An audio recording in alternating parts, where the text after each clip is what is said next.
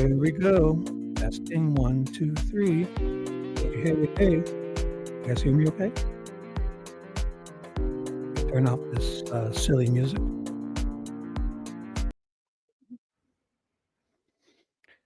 Check that out. Look at my screen there. The first person to come in and comment. The famous T from Criminality. Holy crap. Freeballing. I can't stay away. And freeballing comes from her. She said it once on her live stream years ago. And I just loved it. So I kept saying it. And every time I did, she noticed it. So, which is another thing. She's got like hundreds of people in her chat and she's reading away. In the middle of reading, she's also catching like all our comments too. So I think she's got like 3 or 4 people working there with her, to be honest, because impossible that one person is doing that. It's either one superwoman, super mom, or there's like a whole crew of people there helping her. Because man, even sitting here, like as a watching live streams, I can barely keep up half the time. And so they're reading on screen and it's crazy. I miss so much shit when I'm just sitting here in my recliner doing nothing. So I'll give everyone a few minutes here. And did you guys catch the link I pinned it? I don't know if it's still around. I'll put it in again for if you want to read these docs yourself. It's the whole 1,200 pages. Fascinating. So here we go. And I'll just start reading. I'll put in the link if anyone wants to come. And if not, that's fine too. I feel like I can handle it. There's the link if you want to call in. And I'm planning on reading. Oh, I'll share my screen. So it's 1 sec. It's Ryan Winter's deposition. Well, still not on screen. 1 sec.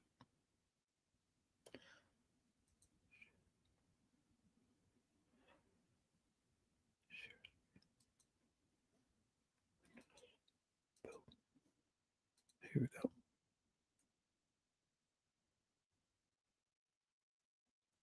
Oh, see, man, after you share screen, you got to add to stage. I got to remember that. Add to stage. So everything's backstage and you got to put it on stage. Damn, I got to remember that. That's crazy. All right. So I'll remove T's comment, but I favorited that one and I'm going to come back to it because, I mean, how often you get a superstar like that and a dope like me, big dope like me. I'm a phony, a big fraudster. I'm not a tough guy. I'm not a lover. Just a dope 52-year-old grandpa with a muffin top and no bangs.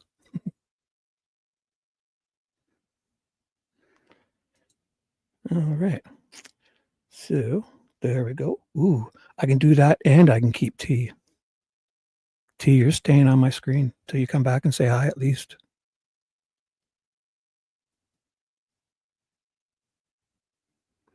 All right. So you guys can see the screen. You can hear me good. Let me go through chat. Say hi to my groupies. So we know Nicole has been very loyal. Wow. Nicole, you're going to have to move in that top spot if Abby keeps slacking. Mino Dino. Mr. Bromance has been coming back around. I was really worried there for a couple weeks, but seems to be coming back, so I don't have to replace him. Jamie. Hello, Jamie, and welcome.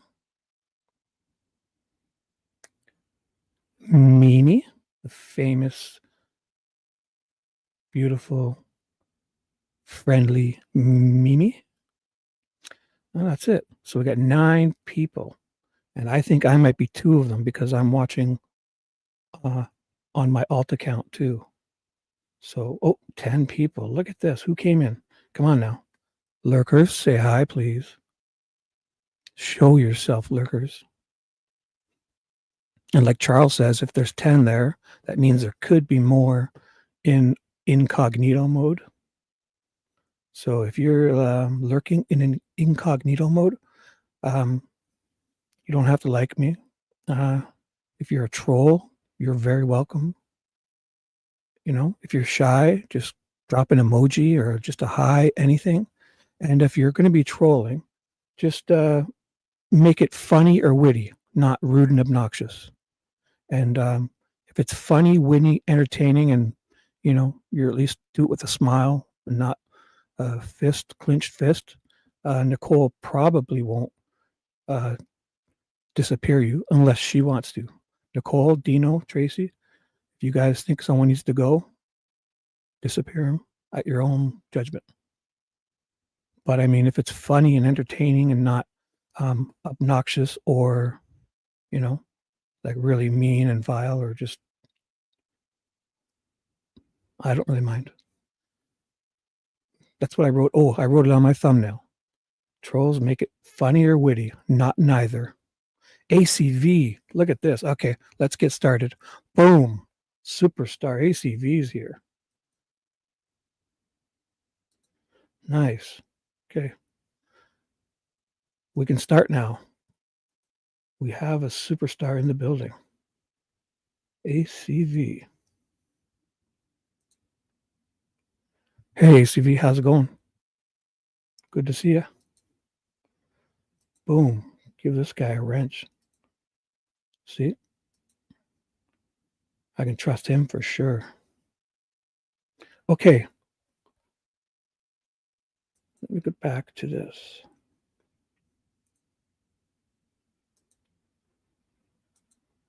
All right.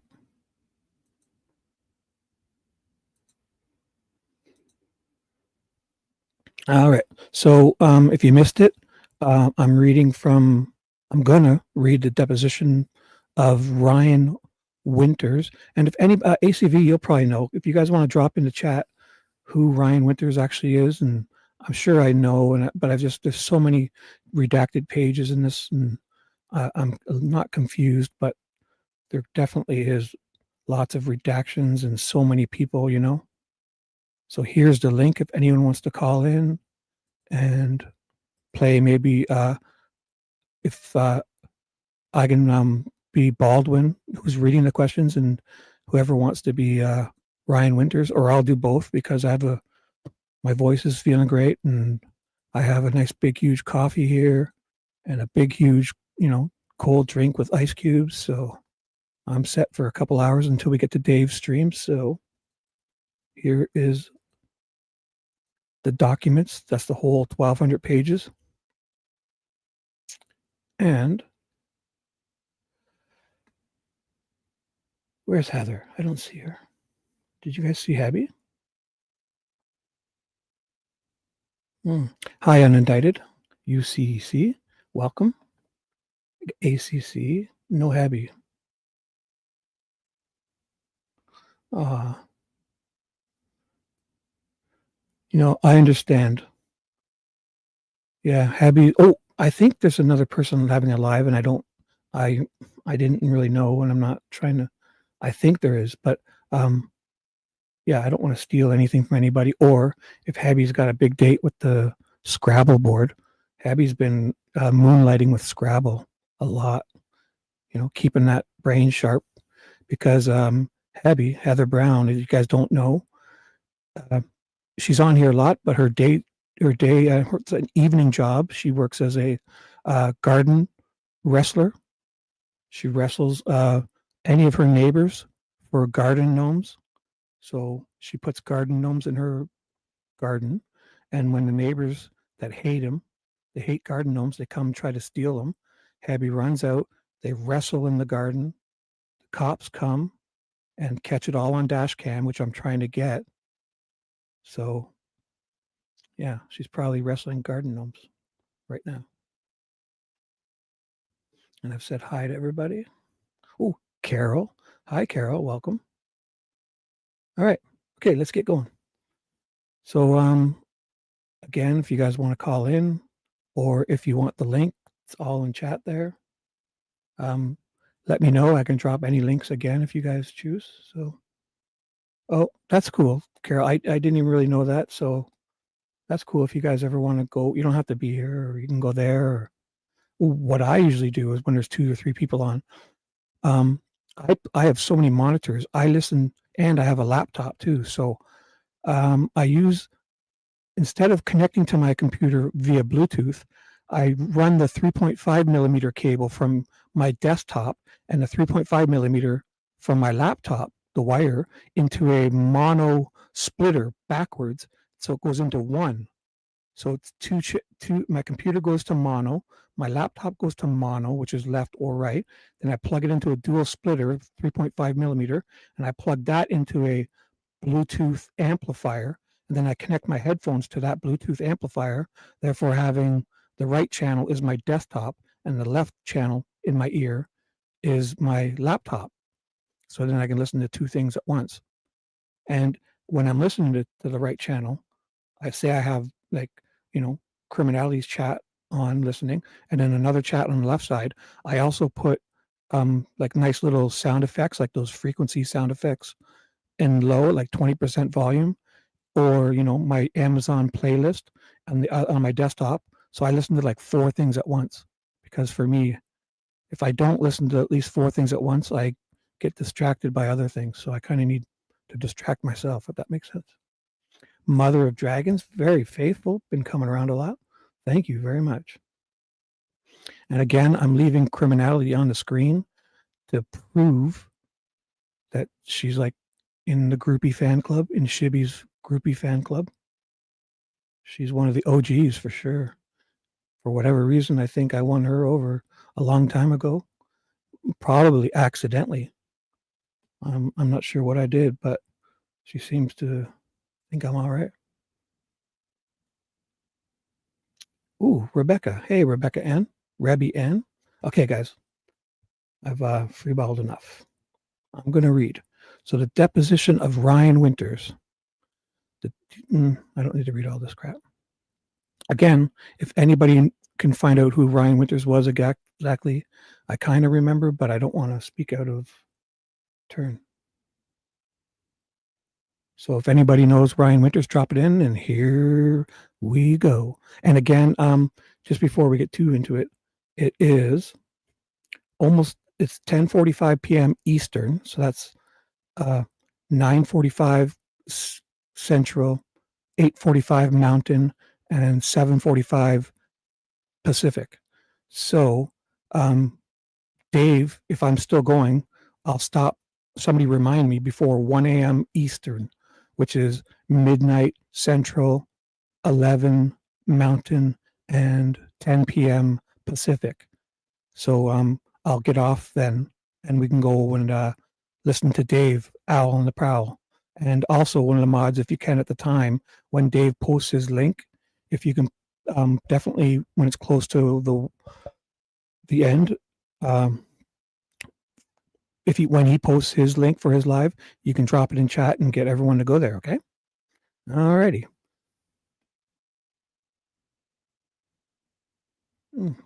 Here we go.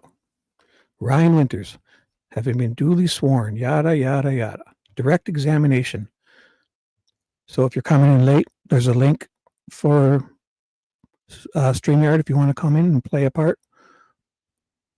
Or there's the link for these documents. And there's 1,200 pages. So if you see and you go through anything, try to remember, you guys can see the page number on screen there. Try to remember the page number. And also each page has like line 10, 11, So if you guys ever want me to go back to something, I'll try and keep my eye on chat. Just remember at least a page and I'll go back. Questions by Mr. Baldwin. State your name and spell it for the record, please. Ryan Winters, yada, yada, yada. Is your middle name Joseph? My brother's middle name is Joseph. Cool. Oh, first name is Joseph. I go by Ryan Winters. All my legal documents are Ryan. I'm Andy Baldwin. Good to meet you. Nice to meet you. Name sounds familiar. Have we We may have run into each other at some point in time. I've been doing this a long time.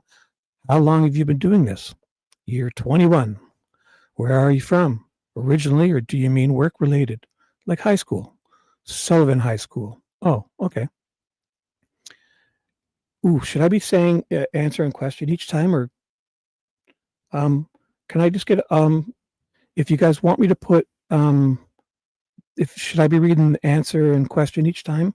Give me a 1 if yes and a 2 no, or 3 doesn't matter. So basically, if I see some ones, I'll start reading the answer and question part. But if you guys can see the screen, I guess you'll know it's an answer or question. 3 doesn't matter. Good. Doesn't matter. Oh, Hebby's here. Yay. Good timing, Hebs. We're just starting. Hebby, call in. You can be Andrew Baldwin or Ryan Winters. Okay, so yeah, because it would be extra reading, answer, and questions, so I won't bother with that. Hopefully you guys can see the screen good, and I'll keep whatever you're seeing is what I'm seeing, so I'll just carry on. Cool.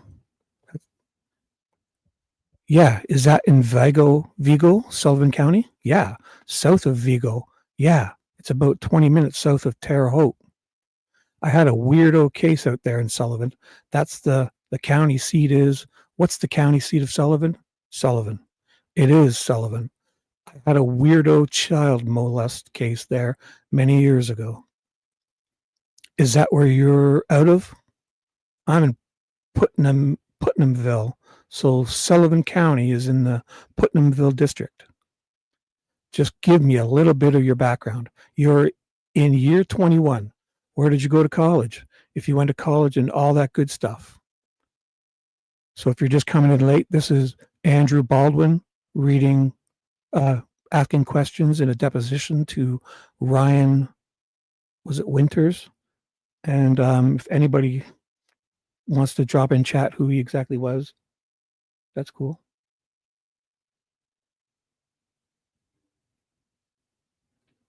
Oh, is low light in here?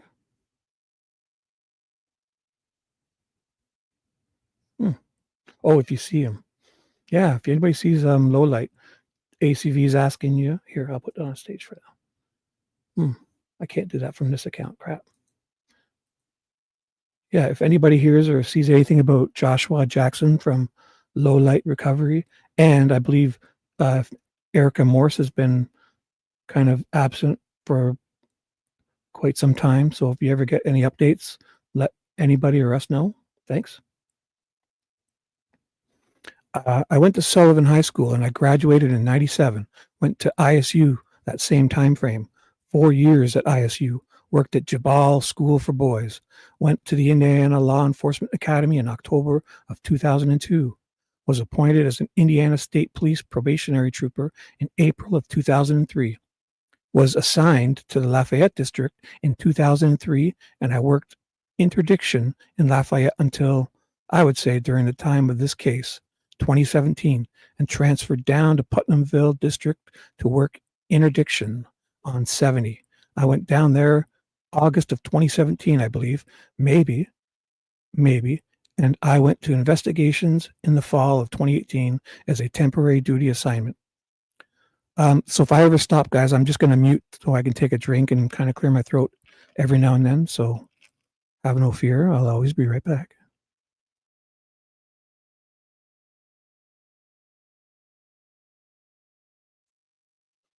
Also, I'll try and watch chat, but if you guys see anything interesting you want me to stop and address or have a question about, put in something like those big those yellow triangle warnings, and or a question mark, and something you want me to, because I'll or those animal paws. Ooh, I'll do that.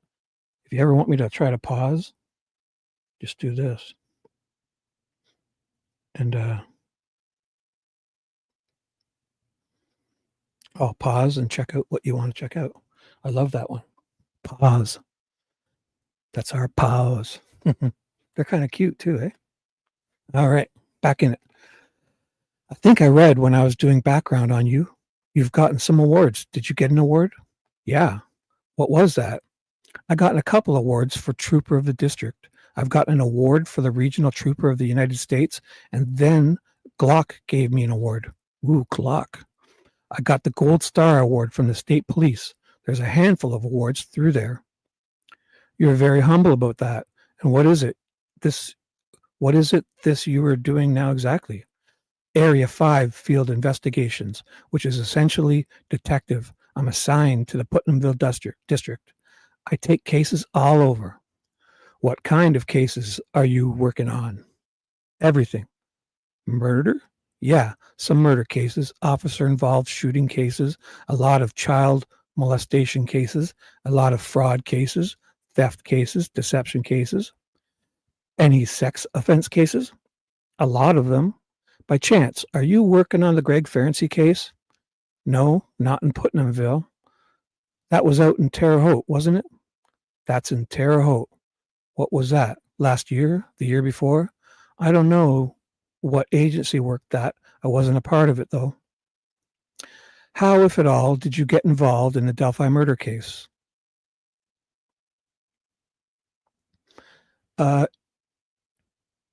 Elosa. Hey, what's up? Welcome. Yeah, Elosa. Mustang is going to be gone, so you don't have to worry about saying you're not Miranda. There's no way to tell if you were or weren't, but I don't think that's good of people to, unless they really know, to start calling other people, just like Mustang chased off Skip Jansen saying it was a fake. So,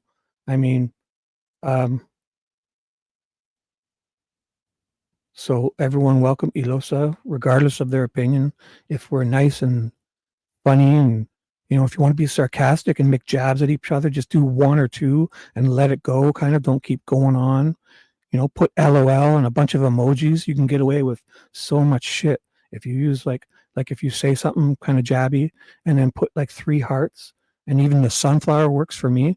And I put that little blue guy, and people just smile even when I kind of insult them or being sarcastic, which I'm not saying to do, but make it funny, witty, be friendly. You don't have to love each other.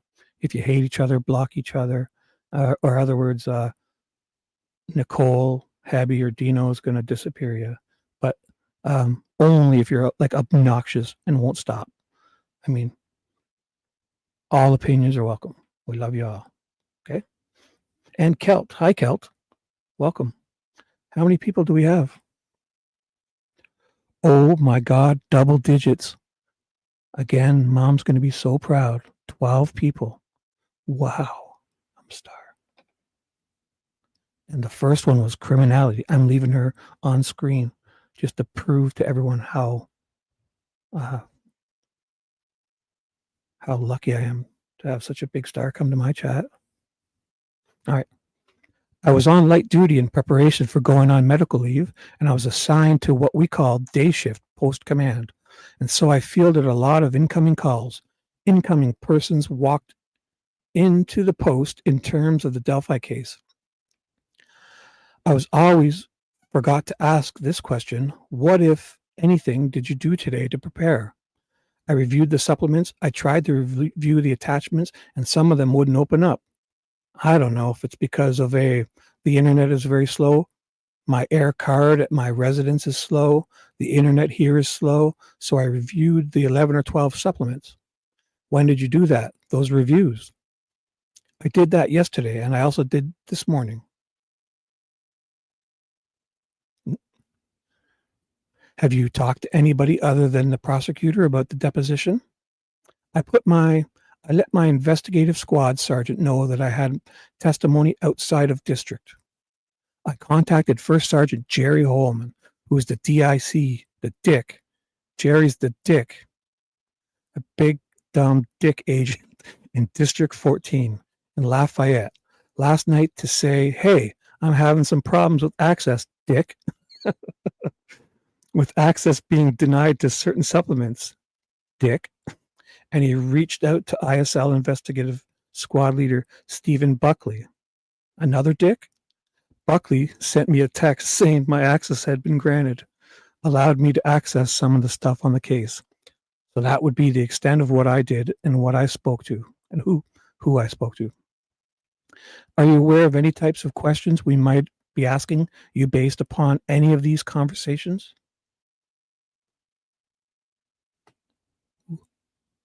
No, I didn't talk to anybody that's been deposed or know anybody.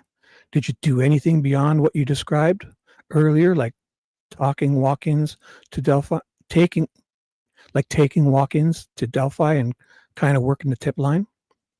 Yeah, I did. I went with another trooper, actually Troy Fisher. He's a detective. We interviewed a handful of people that I can't remember why we interviewed those people. It may have been a list somewhere that we went out with a list and interviewed some people at their doors. And since then, since this time frame, I've also taken some reports of calls coming in that there's a person that looked like the subject on, I-70 or I-65 that I would go out and speak with. And also the Putnamville district, well, all the districts in the state, but Putnamville would receive a follow-up with the person in that area. One of the detectives or myself would get one, and I had maybe 2 follow-ups in, I guess maybe 2018. Well, thank you for saying that, because I was going to ask when. Now I'll just throw in again, if there's anybody showing up or lurking late, this is Andrew Baldwin asking questions to Ryan Winters, I believe, in a deposition. Thank you for saying that, because I was going to ask when. So when approximately did you arrive on the scene to kind of help out in the Delphi murder investigation? Approximately, would you think, if the girls died on the 13th or the 14th? I never went to the scene. Oh, okay. Mr. Razi jumps in. What did you say? I'm sorry. And the witness replies, I never went to the scene. Now back to Mr. Baldwin. So if it's not Mr. Baldwin asking the questions, I'll jump in and let you know. But other than that, so we're back to Mr. Baldwin. But then did you arrive? It sounds like you arrived in Delphi to those little groups, the little places where people were coming in if they had tips. Most of mine was from the post. Most of the people were coming to the post or calling the post, and I was answering the phone at the Indiana State Police Post. So when you say you never came to the scene, did you ever come to Delphi? Well, I did. I mean, there's people we interviewed in Delphi, I believe, and I think I came in once. I can't remember where it's at. It was like a makeshift headquarters or a makeshift post or like a meeting area I came to once. So you think maybe you just came to Delphi the one time, or was it multiple times? I can't recall. I know for a fact I came once. That's when I met classmate detective Troy Fisher. We met in Delphi. We had lunch, and that's when we're dispersed to go interview local folks. One sec, got a quick pause. Gonna drink. Be right back.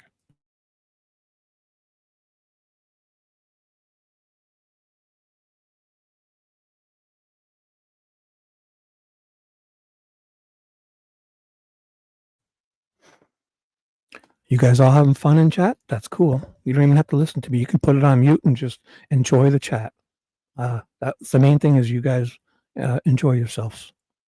So if you want to mute, if I'm annoying you, do that. Put on your favorite playlist or sports game or movie and chat away. As long as you're having fun, I'm good. What were those interviews related to on that occasion? I don't know. I think there was a list of maybe follow-ups that had come in. I don't really recall where those came from or who even had the list. Now, I think the light bulb just went off. So when you were talking about walk-ins, that would be walk into the post, the Indiana State Police Post Battleground, Tippecanoe County. It was the post commander there. Where was that again? It's in Tippecanoe County. Is it in Lafayette? It's essentially battleground. Battleground. Okay, I'm sorry. I didn't understand. It's the I-70 marker on 65 at 43 and 65. The Indiana State Police Post Lafayette. It's by Battleground. Were you getting more in-person tips of people walking in, or more phone tips, or more email tips? How would you classify all that? I didn't get any email tips that I recall. Most of them were people calling in. I'm curious as to how would a call about Delphi be routed to you? Was there some system in place? Delphi is in the Lafayette district. Maybe I'm wrong here, but I was envisioning maybe there was like a 1-800 number and then it would just go to different people or something like that. That's not the way that it was. That's not the way that it was. I believe there's a hotline set up by the FBI, but we received calls. So you think those calls were coming in on your direct line? Yes. Okay. And how, if at all, were you trained to kind of decide which of the leads were of value and which were not of value? I documented everything, but or they lose their notes, they lose the recordings, and they put in their own little narrative. So we have to trust them. Trust me, bruh. Here's how I remember it happening versus the actual statements or recordings of people that come in, like Betsy Blair. But anyway. And having been on this case now for 9 months or whatever it's been, I can tell you, even this morning, I got tips from people that are completely crazy and things like that. I kind of just disregard that. And I'm wondering, did you get those types of leads that you knew immediately this is of no value? They're talking about aliens and things like that. Or I got those calls and I documented everyone that came in. Okay. What would you do if you received a lead that you thought, okay, this might be something? I know you document everything, but this one I need perhaps to go up the chain to see if this is worth pursuing immediately or more quickly. What would you do then? I'd reach out to Steve Buckley, the ISL, Jerry Holman, the Dick, and if they were at the post, I'd talk directly. I may have heard Steve Buckley's name before, but who is he? He's the investigative squad leader. He's a sergeant.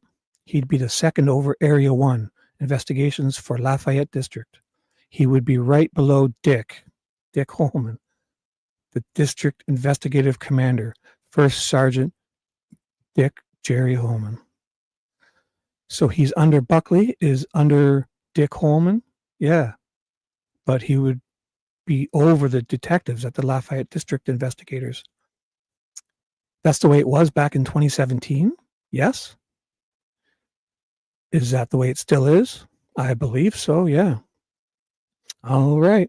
Were there any, as you sit there right now, are there any leads that you remember thinking, this one is a good lead. I need to do something about this. Is there any lead that stood out to you? There are several leads that stand out. Can you tell me about some of those? One call, a gentleman called from Arizona and said, one call, a gentleman called from Arizona and he said that Arizona was having problems with abductions by illegal aliens, which is kind of a known fact, or a known at the time, that Phoenix, Arizona had a lot of people that were abducted into Mexico for trafficking and cartels and things of that nature. So I guess, being abducted by an alien could mean kidnapped by a non-citizen. But anyways, I listened to him talk. He became a little paranoid, and he wasn't talking about illegal aliens. Oh, sorry. He was talking about UFOs and that he actually seen people abducted by UFOs.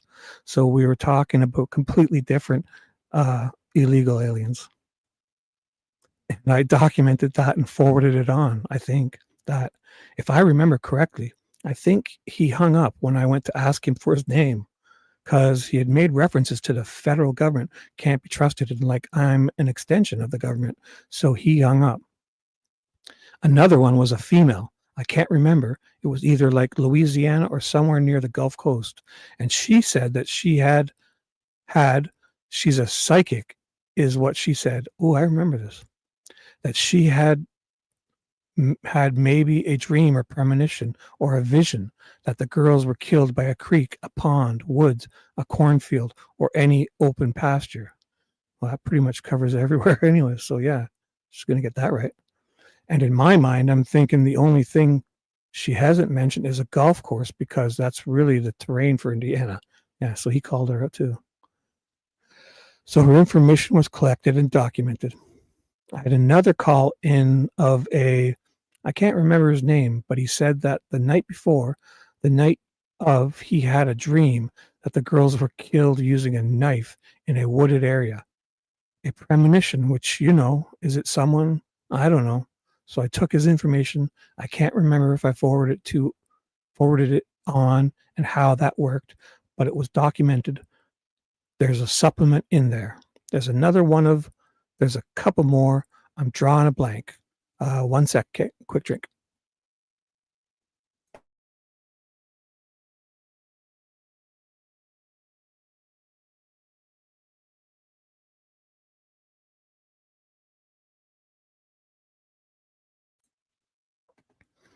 Everything good, guys? You all having fun?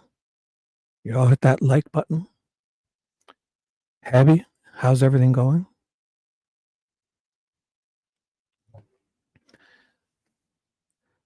That's all right. What about ones that were actually you felt were good leads that might be fruitful? Is there anything that stands out in that realm? In my mind, any lead that is a person that lives in this area would be a possible lead. I grant you the illegal alien. The UFOs is not a lead that you can or anybody is going to follow up on. And the psychic, there's really nothing to follow up on there. That's kind of a person wanting to be a part of an investigation, get their foot in the door. So anything that would relate to the area would be, in my mind, anything outside of the psychic and UFOs, I think, would be a viable lead. Do you remember any leads concerning a suspect named Patrick Westfall? Nope. Do you remember any leads concerning a guy named Elvis Fields? Nope. Do you remember any leads concerning a guy named Johnny Messer? No. Do you remember any leads concerning a guy named Brad Holder? Yes. Ooh. Okay, tell me about that. I only remember his name because I saw it in a supplement. Was it one lead or more than one lead on Brad Holder, if you remember? I only had information about Brad Holder from a caller. Do you remember the caller's name? It's in the reports. I think I might have it here. Yeah, Ryan Boucher. So Ryan Boucher is the guy who, in a couple months after, in 2017, he's the one who screenshotted all that stuff from Brad Holder's social media posts and even went back, the paintings and all those rune stuff and tattoos on his hand and check-ins on Facebook to the gym. I forget the name of the gym. And that's another thing. Before I get moving on, the check-in at the gym. So that Brad Holder checks in at 2 a.m. on Facebook, and it says that he's at the gym, and it says the name. I forget.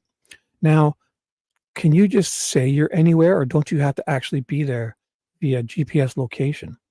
Because what good is that then? If I could just say I'm say I'm sitting at home, but I could say, I don't want to look like a loser, so I put, I'm at the Saturday Night Fever bar downtown Toronto right now. I'm on the dance floor dancing it up. Yeehaw! Then I put it in there, and I'm nowhere near there. So I always thought it was you had to use your actual GPS location too.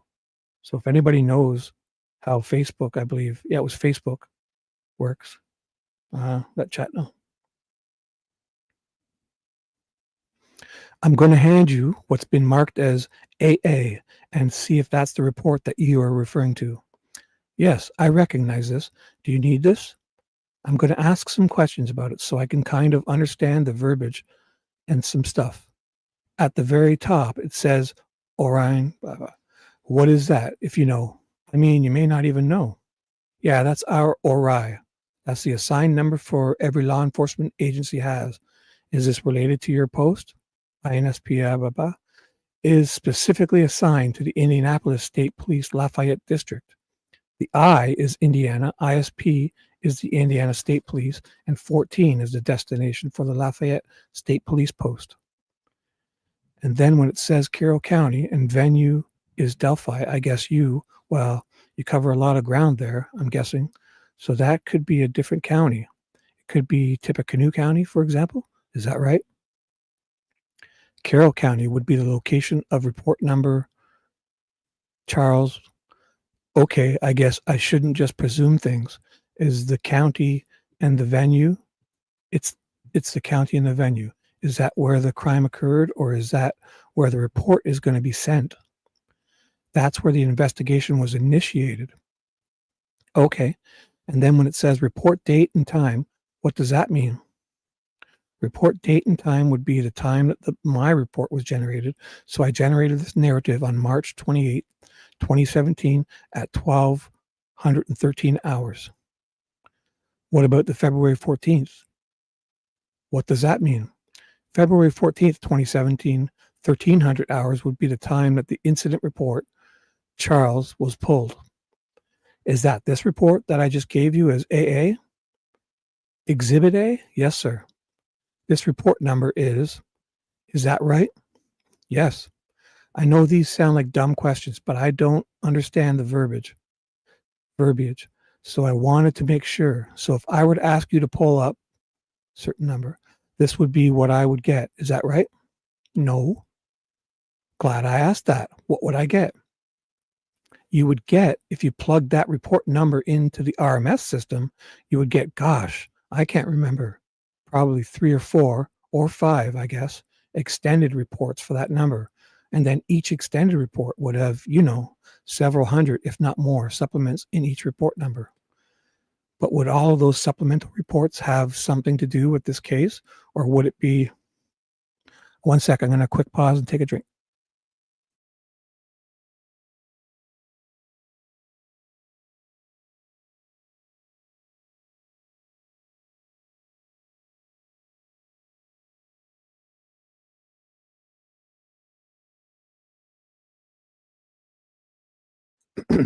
Okay, so I'll just stop here for a second. Page 40, line 3. So remind me, or whatever, 19, whatever. So I'll read through the comments. You guys having fun? That's cool. I am Kelt. Shibby. To be fair, his testosterone was raging that morning. He had to go for 2 workouts. Very possible he was there. And yeah, I guess the scenario could be if Brad Holder were to do this. And I would believe if it were to be Odin stuff, they would do it like at midnight or 1 or 2, especially to get it at nighttime and midnight when it's dark. Also, so it would be on the 14th. And then, yeah, after doing something like that, unaliving somebody, you'd probably be full of adrenaline and pretty pumped if you're into that kind of stuff. And you'd go to the gym and work out. And then you're on day shift too, which always bothered me because, we've all worked day shifts and I've worked swing shifts. So 2 weeks days, 2 weeks nights. And I can guarantee you, if you're working the day shift, 5, 6, 7 a.m., most likely 7 a.m. starts, maybe 9 a.m., you ain't going to the gym at 2 a.m. At the very least, maybe because you're on meth or up to nefarious things. But I mean, damn, who would work day shift 5 days a week, starting at 7 or 9 a.m. and go to the gym at 2 a.m.?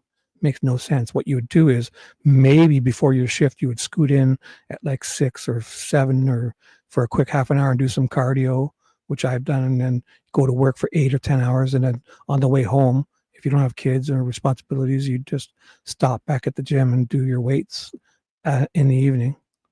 But going there at 2 a.m. when you're on day shift is just an absurd thought. Alrighty. Let me read some more. Anything else happening? Or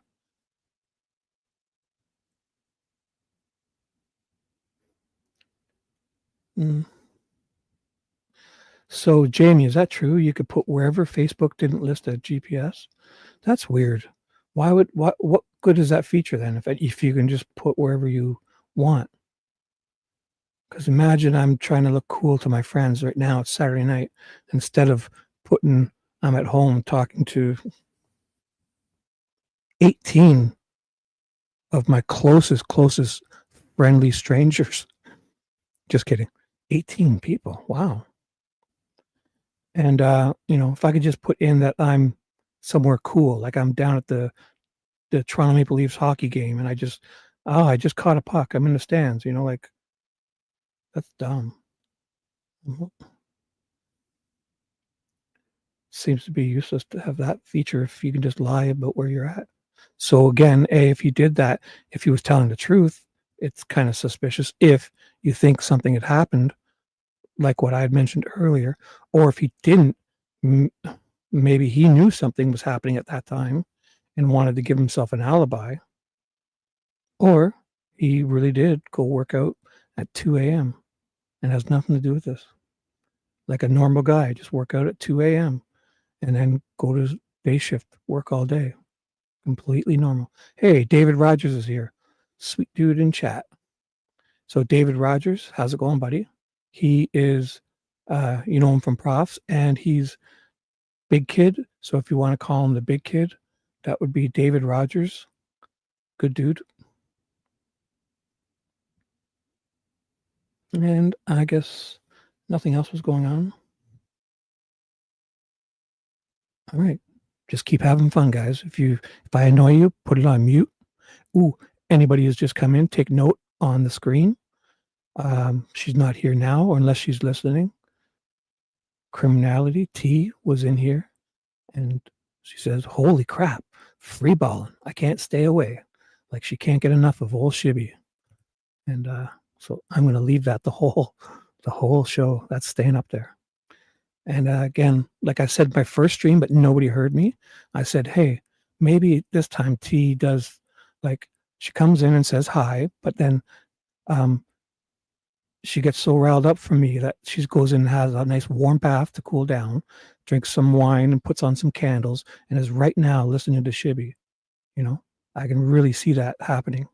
And I'm honored to keep you company in the bath, T. I hope you enjoy your wine, and I hope you come back and say hi again. If not, you've already made this stream amazing. Mom's going to be so proud. I should stop talking now. It would be linked to the 17 ISPC Charles. All the case would be affiliated with that. Okay. But each supplement may be under a different extension if that case because the magnitude of it, because of the size of it. So I think that there's also Charles, which tells you that there's an extension in the case because of that data. I wish I was smarter, because I'm sorry I have to ask this. So would all of those other documents that you said, if I plugged that in, would they be related to the Ryan Boucher call or to the Delphi murder case? The Delphi murder case. Okay, now I understand. How would you find this particular report? Does it have an assigned number to it? Yes. What is that? Supplement report 169. Where is that located? Bottom right. Okay. All right. Thank you. That will help. Can you tell from this report when you were in communication with Ryan Boucher? Yeah. Yes. Where is that and when was it? April 12th, 2017 at approximately 1230 hours. From the narrative, that's the opening line of the narrative. Okay. So there's not another place. Something doesn't just automatically populate on the computer when you type it in. It's from the narrative. Is that right? I'm not sure. I understand the question.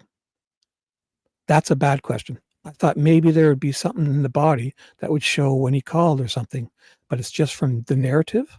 Yes, the narrative. So I'll stop here again. I'm on page 1041, line 18, line 19. Question. Quick second. 1 sec.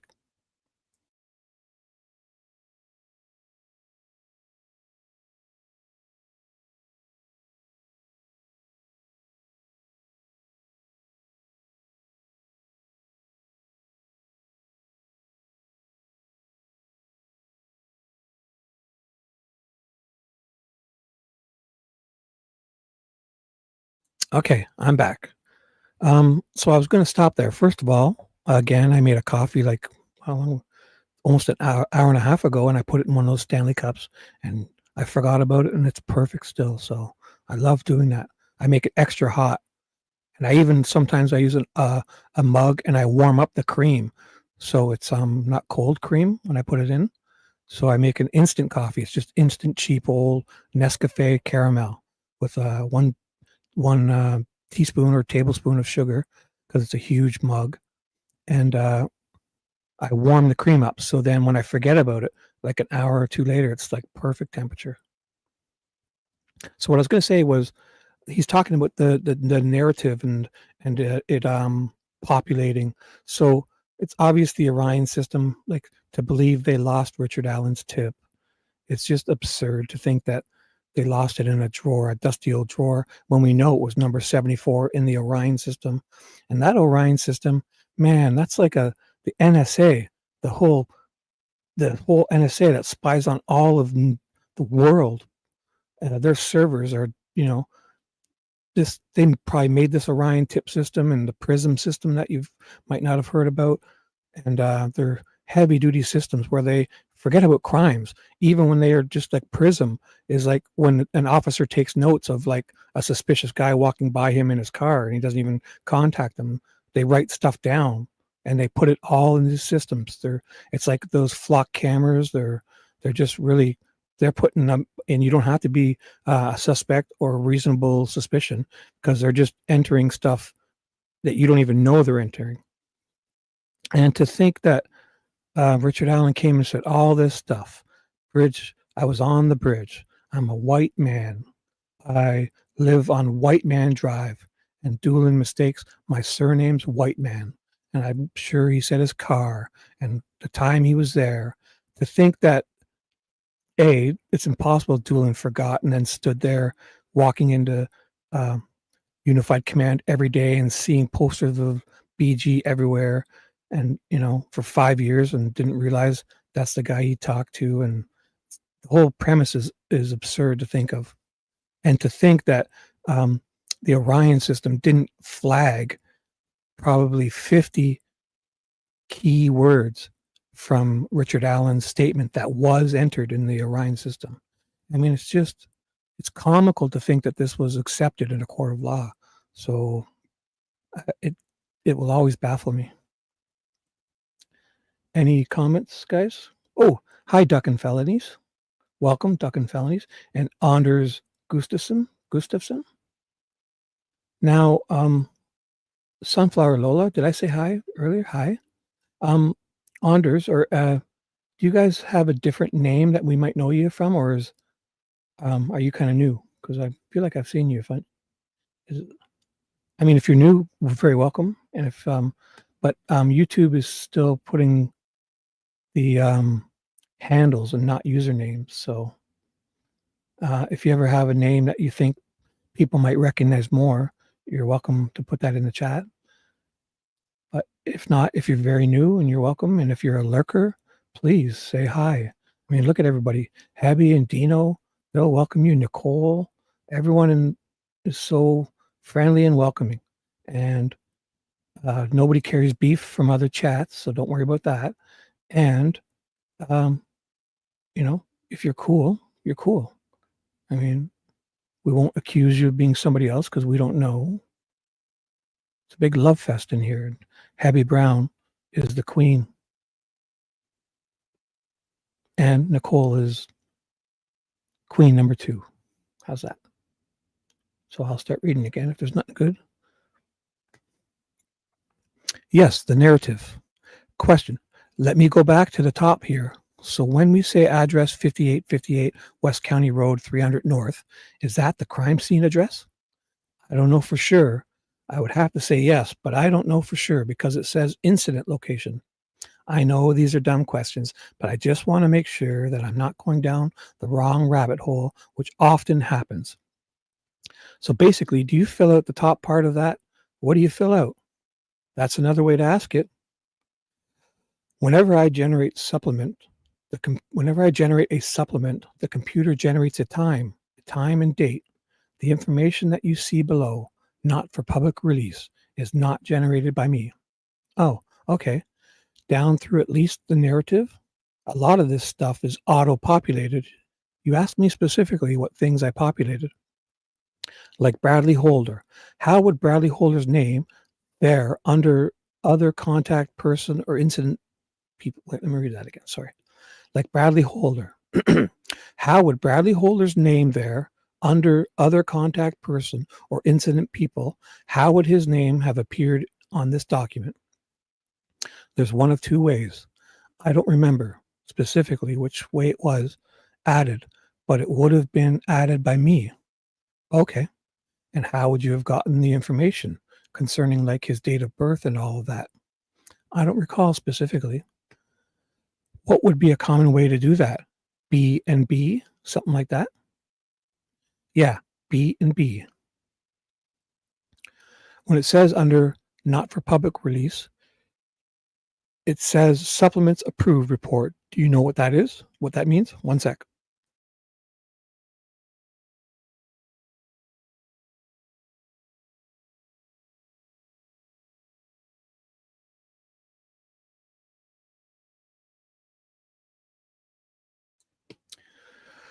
I don't know. I know that when I generate a supplement, I get a confirmation that the reports have been approved. I've actually never looked at this portion of the lead sheet. I would say that means that my report has been approved.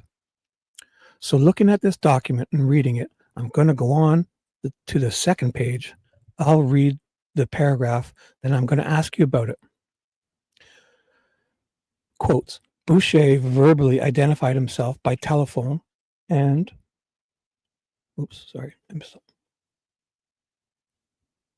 telephone, and upon request scanned and forwarded me a copy of his Georgia driver's license. Holder provided pictures of Holder's media accounts. Holder provided pictures of Holder's media accounts depicting tree limbs.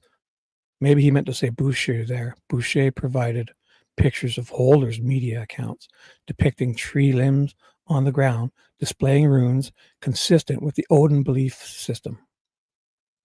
I want to talk about the paragraph. What prompted you to seek his driver's license? Because he was identifying himself by phone. Did you do that with all out-of-state folks? I don't know about out-of-state. Yeah, I would request some form of information to identify who they were. The lady who said she was a psychic, her information was documented.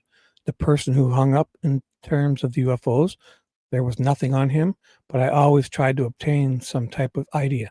So I'll stop here so you can see what Baldwin's doing is he's trying to, because he got him cornered and saying this Winters guy said that he only asked for the names of people who are legitimate and who have tips that he think are more plausible or believable or important that are going to need to go up the chain.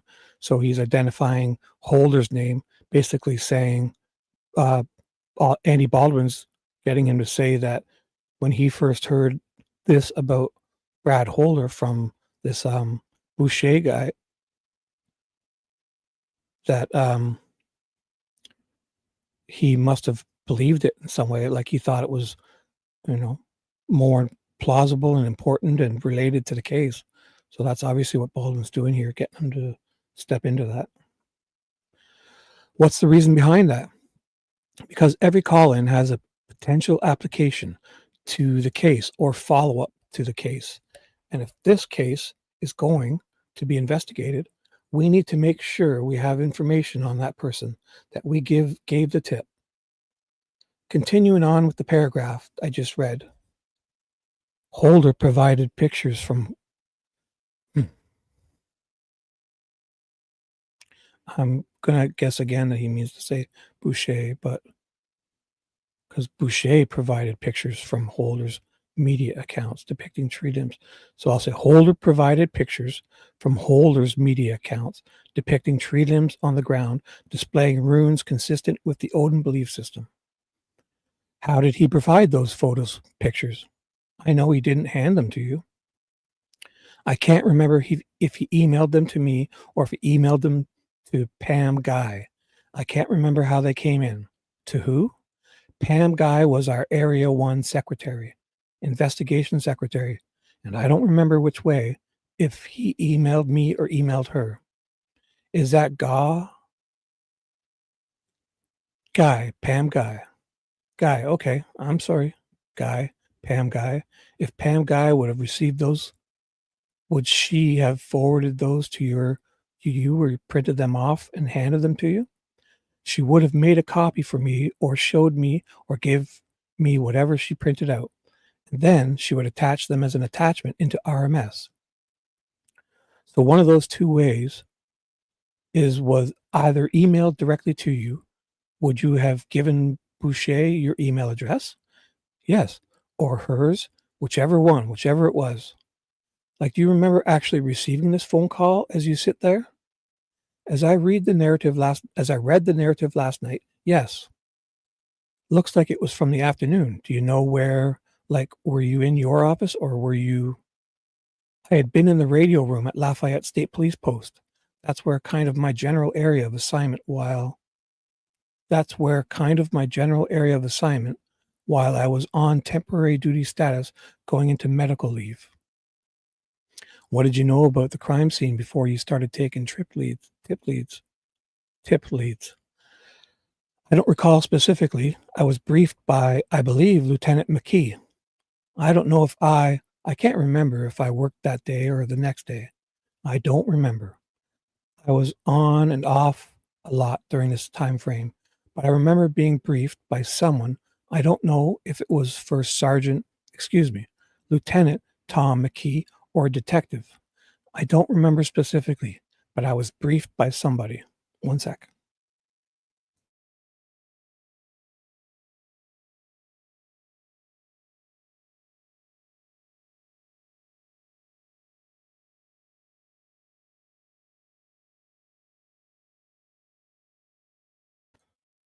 Oh my God.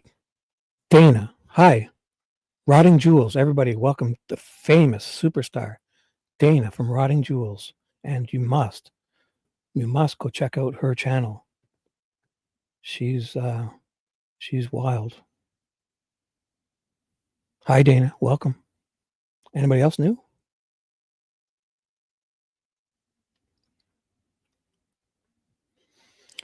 Dana, did you come for your Shibby bedtime stories, like you said the other night?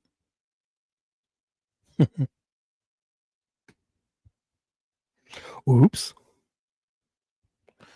I got yelled at. Let me put that up. That's cool. Here. You can replace T. I got scolded.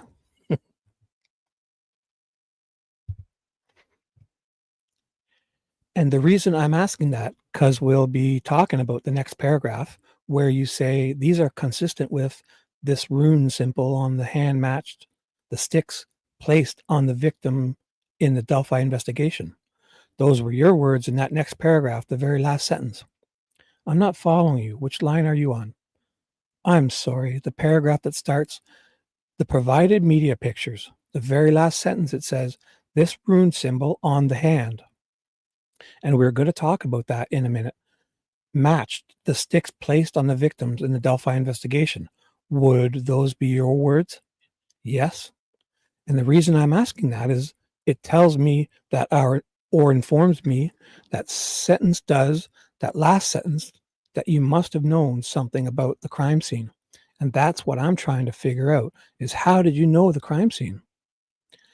Ooh, this is good. He's busting this guy. I'd seen pictures of the crime scene at some point.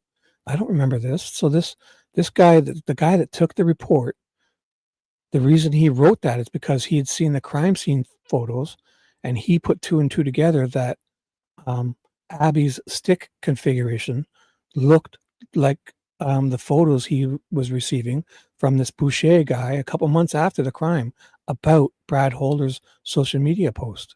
And he received the photos of Brad Holder's tattoo on his hand.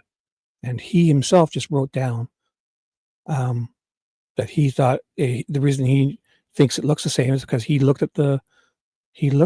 Wow. Why? Holy crap. That's wow. So a police officer says, before anybody asks him, his own opinion, his personal opinion was, and nobody, he's the only one that could know because he just got these photos from a tipster about Brad Holder. He writes down that he thinks they look just like the crime scene. I had seen pictures of the crime scene at some point. And was that everybody that was taking tips? Was that something that they would have given a primer on the crime scene, if you know? I don't know. And you don't know who gave you the crime scene photos to look at? Yeah, I don't recall specifically, but I remember seeing a handful of pictures. Now, would you have had those photos of the crime scene with you, or at least access to them as you were taking these tips in? I don't recall if I did or not. Well, let's talk about that next paragraph. Well, actually, I want to go back to before I put a button on this other one. It says Holder, quotes, Holder provided pictures from Holder's media accounts depicting tree limbs on the ground displaying runes. Like, are these people trolling us? Because Holder provided pictures from Holder's media accounts. It should be Boucher. Ryan Boucher is the guy who provided pictures from Holder's media accounts. And this is like the 5th time they've wrote this. Holder provided pictures from Holder's media accounts depicting tree limbs on the ground displaying runes consistent with the Odin belief.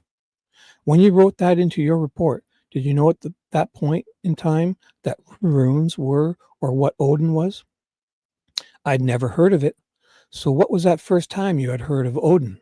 Yes. So that was the first time you had heard of Odin. Yes. And so those words presumably came from Ryan Boucher then? Yeah. The information I'm putting in this report is from him. These are the things that he is saying and the things that he is reporting that he has seen. But he hasn't seen the crime scene, and he didn't see, how was he to know that so he added that himself, because unless this Boucher had crime scene photos a couple months after the incident, which I highly doubt. So then I'll go to the next paragraph. The provided media pictures show unknown young girls believed to be deceased with sticks placed over their bodies. So this is the photos that Brad Holder posted of the bodies of the 2 live girls play acting or LARPing in the woods, and fanboy playing with branches. I'm going runes. I'm going to hand you. Do you remember as you sit there what that looks like? What that image looked like? No, I don't. I'm going to see if this is what's marked as F previously. No hard sticker on that. Just look at that for a second, and then I'll ask you, is that the image that Ryan Boucher sent you? No, I don't believe so. I don't know. I don't recognize this. I do remember that there was a picture involving 2 girls with limbs and sticks over them. I don't remember. I don't know what this is. I don't know what this is. 1 second. Sorry, guys. Gotta take a drink.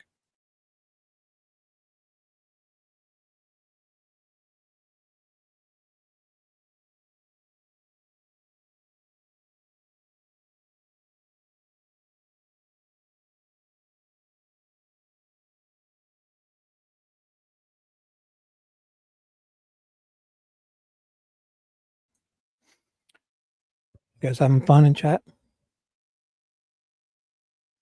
Everybody's getting along and playing nice in Shibby's Lovefest? All right. I'll go back to reading. Thank you. So what I just showed you, which is Exhibit F from a previous deposition, you've not seen that before? I don't know if I have or not. I don't know if I have or not. I'm going to read this again and then ask you a question. This is off of the 4th paragraph on the 2nd page. Quote, the provided media pictures show unknown girls believed to be deceased with sticks placed over their bodies. Unquote. I just read that. I take from that you actually saw these pictures of unknown young girls believed to be deceased with sticks placed over their bodies. Would you have seen the pictures since you described it there? That's not a very good question. Let me see if I can say this better. You write in your report, quote, the provided media pictures shown unknown young girls believed to be deceased with sticks placed over their bodies, unquote. That's your words, correct? Yes. And that And what I take from that is that you actually looked at these pictures that show unknown young girls believed to be deceased with sticks placed over their bodies. Is that a fair thing for me to think? Say that one more time. That you actually saw this picture and then wrote what you saw on the picture in that sentence. Yes, I saw a picture. You don't believe it was that photo? I don't know. It's been so long, I don't remember if that's the picture or not. I know you brought your computer here. Would you be able to pull up the picture? I tried. I was not able to access those attachments. Those attachments would be under Pam Guy. And we're going to get to that. I'll get to that. Oh shit, redactions. Okay, so I guess we're going to get some redactions here. Sorry, I'd never really looked ahead, just one page. Compared them to the pictures that showed unknown young girls believed to be deceased with sticks placed over their bodies. It would suggest that I don't recall specifically. Okay, is it fair to say that you might have had access to the crime scene photos if you wanted access to them to compare them to this photo of the unknown young girls? I would say yes. And then, quotes, a social media picture provided by Boucher matched a symbol on a hand believed to be holders, unquote. Do you remember that photo? I don't. Okay. I'm going to hand you what's been previously marked as Defendant Exhibit 4 on hand on a hard sticker. Exhibit 4 on a hard sticker, if it matters, from a previous deposition. And review that for a second. And when you're ready, let me know. You ready? Yes, I'm ready. So now that you're looking at what was marked previously as Exhibit 4, does that refresh your memory? Is that what you remember? I don't remember that. You just don't know if that's what you are. Oh, fuck. Redacted. So let's guess what they're talking about. So what you're looking at was marked previously as Exhibit 4. You just don't know if that's what you are. Redacted. Looking at that, I'm going to reread what you wrote. Quote, a social media picture provided by Boucher matches a symbol on a hand believed to be holders. This rune symbol on the hand matched the sticks placed on the victim in the Delphi investigation. Were those your words that I just read? One sec, I'm going to pause.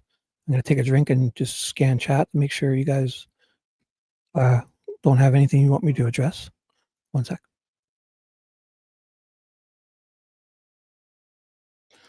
Ooh, oh hey, Christina's here. Hi. Oh hey, Christina. Lovely to see you. And welcome. Yeah, I'll type white hearts. I'll say white hearts instead of typing white hearts for oh hey.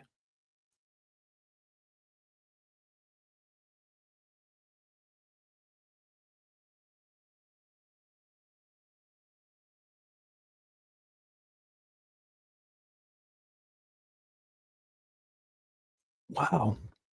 26 people here. OMG, what time is it?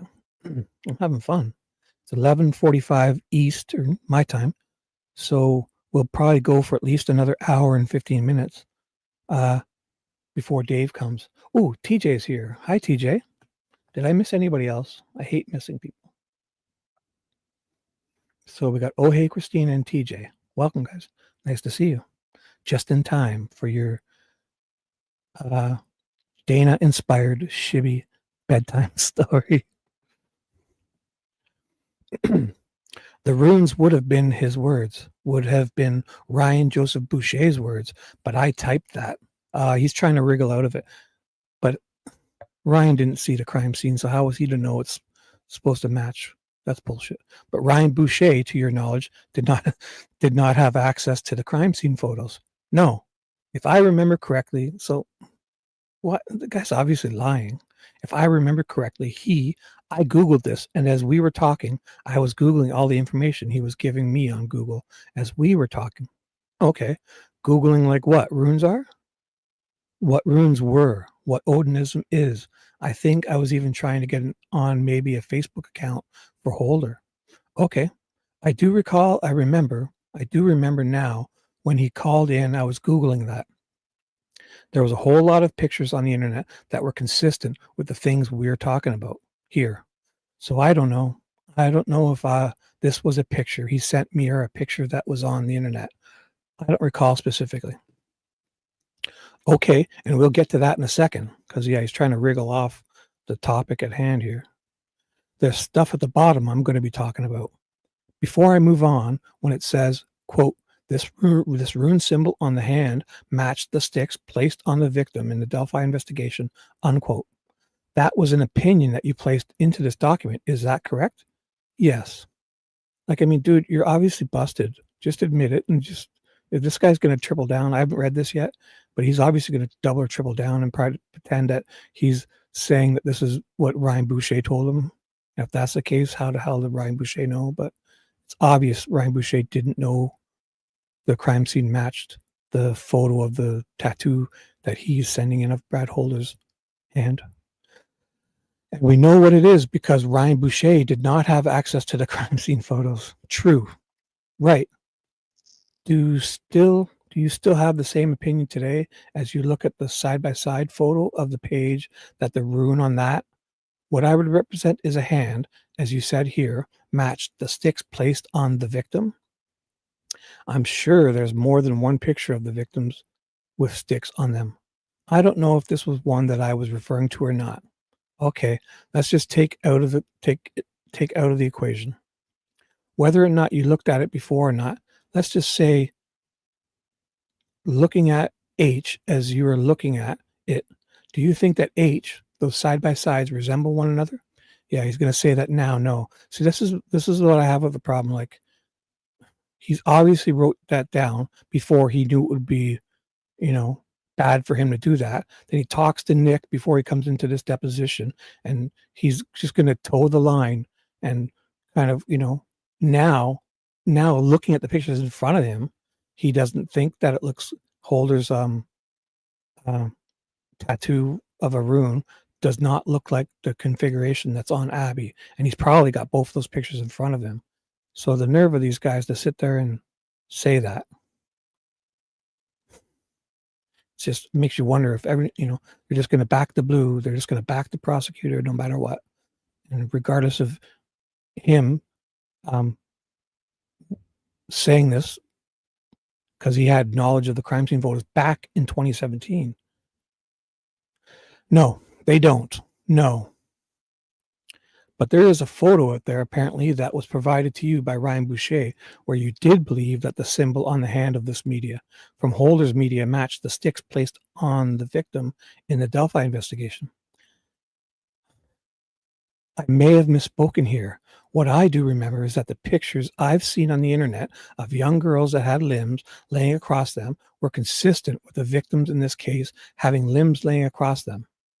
I don't remember. I don't know if I misspoke or why I said that, but in terms of the symbol, the tattoo, and the limbs, I think we are talking about two different things. Yeah, you are, dipshit. Okay, I appreciate that. Let me just make sure that we are clear on the record later on. I'm going to quote the last sentence from the 4th paragraph on the 2nd page. Quote, this rune symbol on the hand matched the sticks placed on the victim in the Delphi investigation. Those are your words correct? Yes.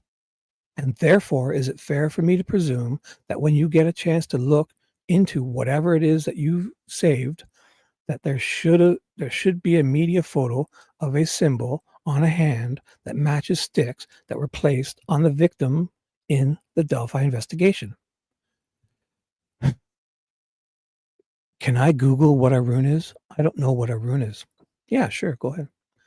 Maybe that would help us out. Like, this guy's playing down here. Stop it. Yeah, sure, go ahead. Yeah. Baldwin's like, go ahead, yeah. Make a bigger fool of yourself.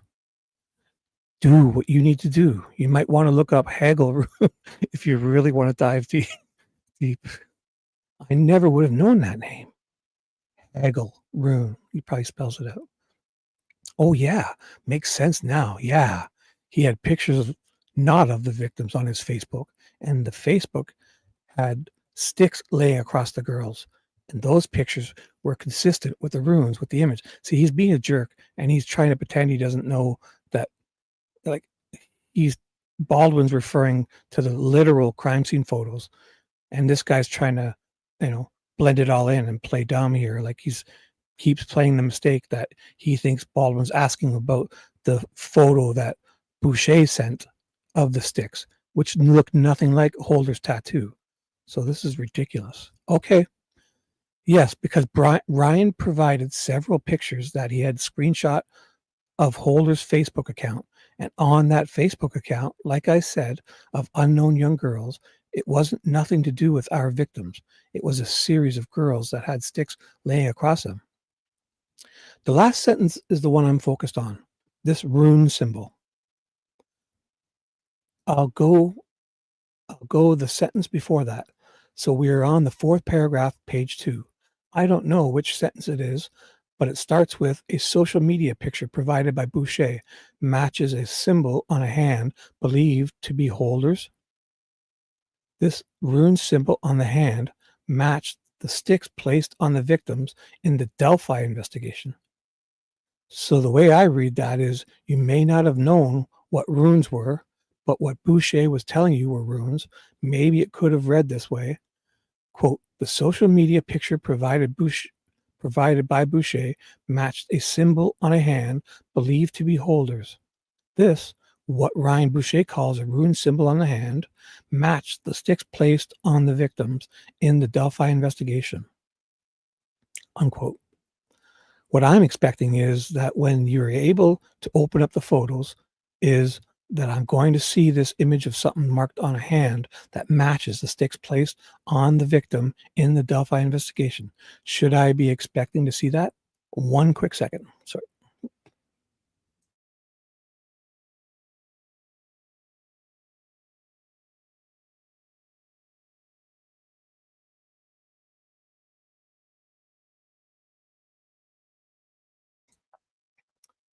Hey, Mercedes, welcome. Hello, Mercedes. Anybody else come in that I missed? No. Welcome, Mercedes Gillian. This rune symbol on the hand that matches the sticks placed on the victims. Yeah, the victims had sticks across their bodies, as we talked about it in H. And the pictures in Holder's Facebook had girls with sticks laying across them. And the symbol on his hand is consistent with an Odinism rune. It says it's consistent with sticks placed on the victims in the Delphi investigation. I don't know. Like this guy's just trying to play dumb, as if he's conflating the fact that Baldwin's clearly asked him a bunch of times about him seeing the original crime scene photos and saying that Holder's tattoo looked like the original crime scene photos. This guy's trying to pretend he's getting Boucher's screenshots of the two live girls from Holder's social media. Confused with he's confused, this guy. But it's all bullshit in my opinion. He's playing a game here. It says it's consistent with sticks placed on the victim in the Delphi investigation. I don't know. Oops, I read that. Well, I think it's a bit unfair because you don't have these photos, access to them. So we might have to reconvene at a different point, I guess, because I think, I'll just tell you what I think, and I could be wrong. I think that is a rune image on a hand. And I think that you thought at the time that that matched that on that side by side. But if I had to guess, you don't think that way now, but you did then. That's what I think. But I could be wrong because that's the only hand rune that we have in Discovery. See, this guy is being a jerk. He's playing dumb, and Baldwin is calling him out. Like it was his first thought then. He thought it looked so much like Abby's stick configuration, the tattoo, that he had to even write it down. But now all of a sudden, I don't know what you're talking about. From Brad Holders, what Ryan provided. Oh, wait, sorry. From Brad Holder's what Ryan provided? Right, right. Well, what Ryan provided, which was also on Brad Holder's Facebook page. Okay. Because I met with Ryan down in Georgia, and this is what he said he gave to you. You actually went to Georgia and talked to Ryan? I sure did. Yeah, I did. So he said that that's one of the images that he gave you was that. Do you have another image? Yeah, the one that you looked at earlier of the girl in the purple dress. The fake, I don't know if it's fake, that one there. This one? Yeah, he believes he believes that's the other one of the others that he gave you, but it could be another. There could be others because he also said that he gave you a lot of stuff. So let's just venture into that territory. Okay. Well, let's go to the next paragraph. Quote, a review of the pictures believed to be that of Holder show Holder displaying handguns and what appear to be homemade knives. Holder had a military background, unquote. Do you know if that sentence there in the 5th paragraph of page 2 is from that? Are you talking about what Ryan Boucher sent you? Or are you talking about what you saw independently on the internet from looking at Brad Holder's Facebook page? I don't recall specifically. Okay. I remember seeing knives and I remember seeing guns, and I don't know how I came to the landing point of Holder had a military background, unless there was something in the pictures that had military attire.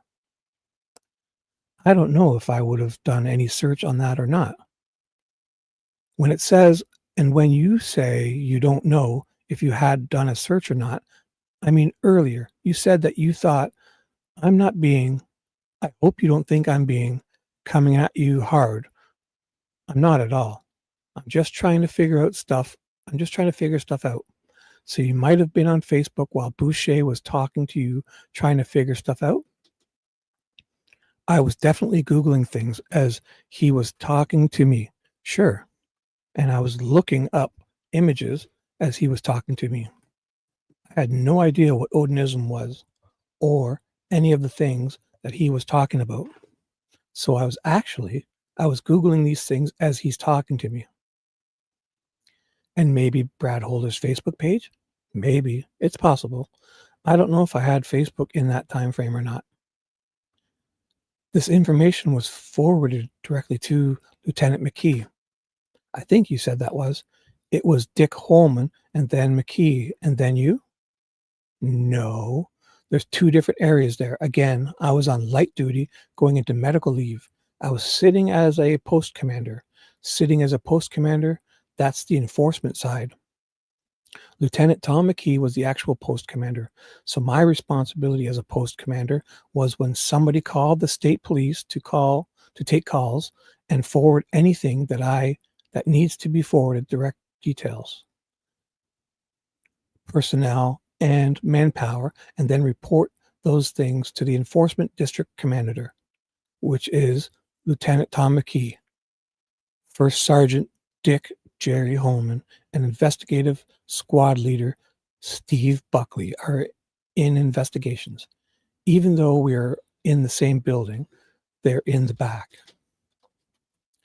That helps me understand a little bit.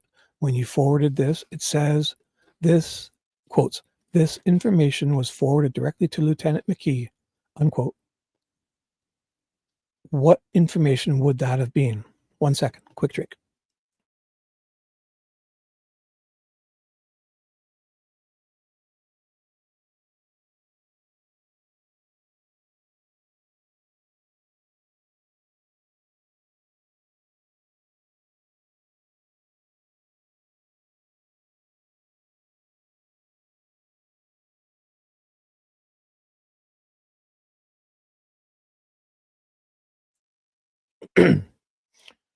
Anybody new I need to say hi to? You guys all having fun? Okay, let's continue with the Shibby bedtime stories. It could have been this report. Okay.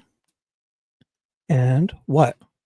Would that have included all the images that you received from Ryan Boucher as well? I don't know if they had been received yet or not, but yes. Okay. Well, I mean, you're talking about them as if you had seen them before that. Yeah. So I would presume, yeah, I'm guessing yes. He would have saw everything. I wasn't sure if I was leaving what my status was, and I wanted to make sure I was reporting everything for follow-up. You can almost hear the contention that these guys are kind of don't like each other. Like, yeah. So you believe Lieutenant McKee would have had everything, all these images that Ryan Boucher sent you along with the report that you prepared? He may not have had the finalized report because it says on here, approved report. So that would have been approved at a different point, but he would have had the information conveyed to him to his office. What about the images? Yeah, I would say yes, but I don't recall specifically. I don't know. Would every lead that you received, would you forward the lead directly to Lieutenant McKee, or would they only be what you might label as interesting or good leads? What was the date on this? April 12th? When did I generate this report? March 28th? I would say that March 28th was about my time to walk out the back door. Okay. So any calls I would have gotten, I would have let him know. There's calls coming in a lot, and people would go to him and say, this person called, this person called, this person called, this person called. And that would have been no different from me. So March 28th is the date. This is where I'm confused. March 28th is the report time, but then April 12th is when you received the phone call.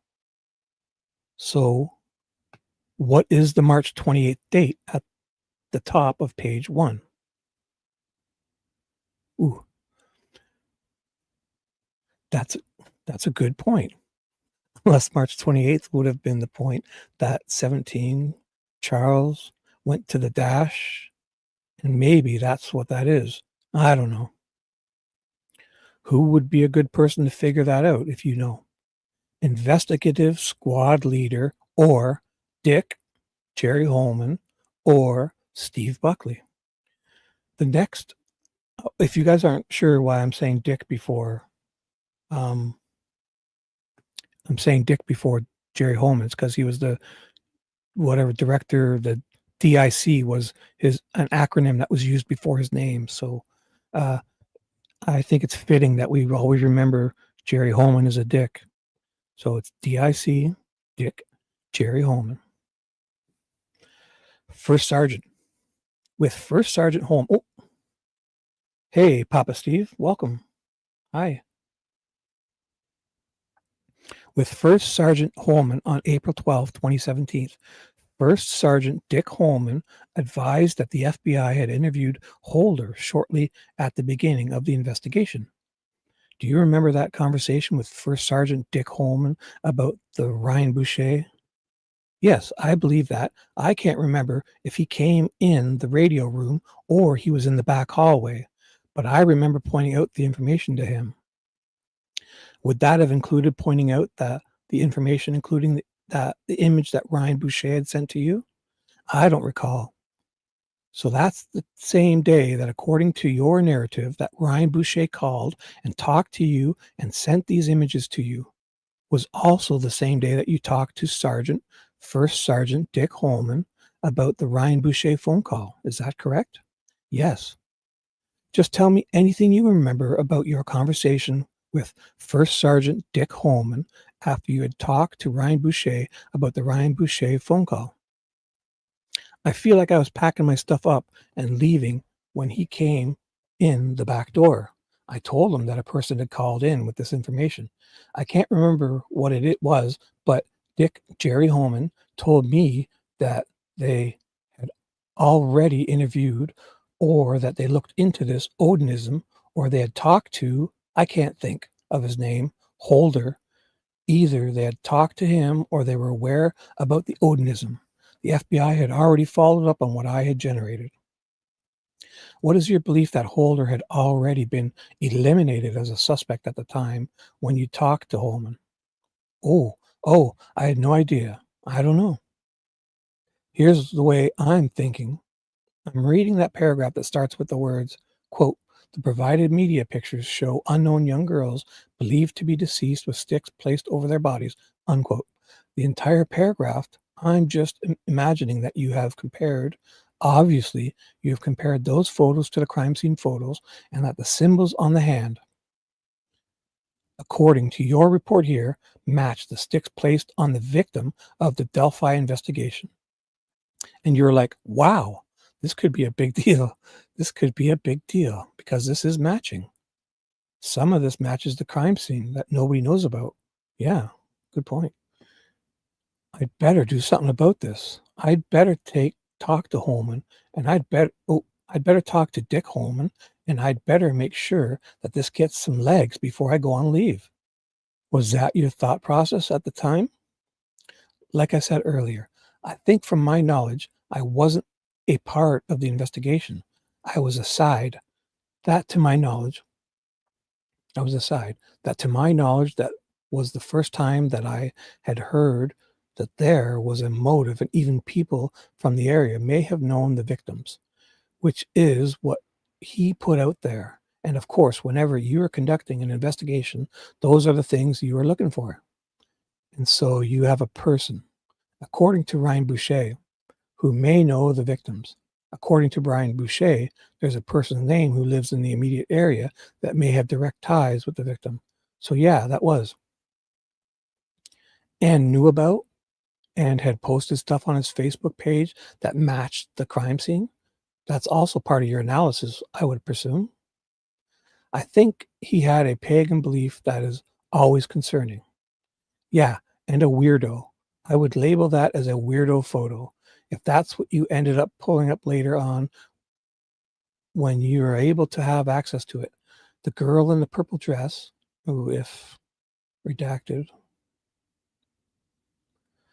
So who knows what that page said, or if it had, maybe they had, because they didn't redact the purple dress photo, so maybe it was side by side with an actual real photo or something. Remember, I was getting my stuff. I can't remember if he walked in. Well, obviously, yeah, it must have been talking because they're jumping into a whole different point. I don't even know who's reading it. So this is the Bush, not Boucher, Winters, Ryan Winters, probably answering something we don't know was asked. Remember, I was getting my stuff. I can't remember if he walked in the radio room or the hallway or how that worked. But I remember telling him about a call that just came in. And I think during that time from Delphi that anyone was getting calls, and everyone was, just doing everything they could to complete as much information as you can and pass it on. Everyone was just passing on information, even the ones that were crazy about the UFOs, even things that were, somebody had a similarity to whatever. Everything was just putting it out there for everyone to know. Suffice it to say, if I'm wrong, I'm wrong. But you got off the phone with Ryan Boucher after having talked to him and reviewed the images that he had sent you, thinking this could be a big deal. Is that fair to say? As a potential lead, a follow-up lead, so the answer is yes? That you did think, yeah, this needs to be followed up on, as you said earlier. I don't know if big deal. See, the guy's playing it down if it's not a big deal, yet he's already said that Brad's tattoo looks like sticks on Abby. That's a huge deal. So for him to sit here and play off like it's not a big deal, it's just so disingenuous. Just back the blue, back the prosecutor. Nick is probably staring at him when he's saying all this shit too. You want your promotion, buddy? Answer better. I don't know if big deal would be the word, but yeah, it's something that needs to be followed up on. There's a lot of things in this career that people think is a big deal, and you get to the point where, it's not a big deal until you get to people are like, ooh, it's a big deal. And once you start picking it apart, it's not a big deal. So in terms of this being your words, big deal. Oh yeah, like don't try to put words in my mouth. I don't know if I'd say big deal, but there's information that needed to be followed up on. That's the key to investigation, is following up on.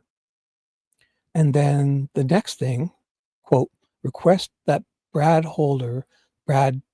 Holder be re-interviewed, unquote. Is that your request or was that somebody else's request? Yeah. What we generally do is supplements that are, how do I explain this? As a road trooper, strike that. As we close out a supplement and it's getting reviewed. So up here, when you look at this, quote, not for public release, approved report 1, unquote. We talked about this earlier. An approved report, somebody will approve this report at that time frame because the magnitude of this case, I don't know who was approving those reports, but kind of a trend that I came from a different generation from the guys now, but you would put into your narrative, example, request detective follow up on this. Request that this be forwarded to Indianapolis. Request that this be forwarded to wherever. In this particular case, because I had no knowledge of whether or not he was interviewed other than the FBI had looked into it. I requested that he be re-interviewed just because I had no idea what it was. I wanted to close out my supplement to say, hey, I don't know where this is, but if this person has or has not been interviewed or needs to be re-interviewed, that I'm making that request because Ryan Winters is not following up this case because Ryan Winters is going out the back door.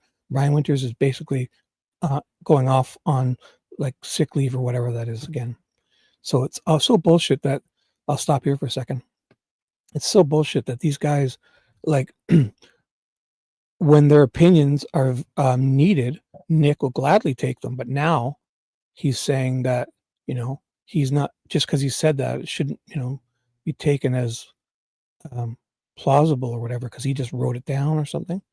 But, I mean, to me, it's very indicative of him believing that before anyone poked him not to, that when he first got the tip, he saw Ryan Boucher's photos, he said in his mind and wrote it down because he had seen the real crime scene photos of Abby and Libby. And he knew, his first thought was to write it down that Brad Holder's post of his tattoo on his hand looked exactly like or very similar to Abby's stick configuration. And now he's playing it off. Oh, 1 sec. I forgot to take a drink. Sorry.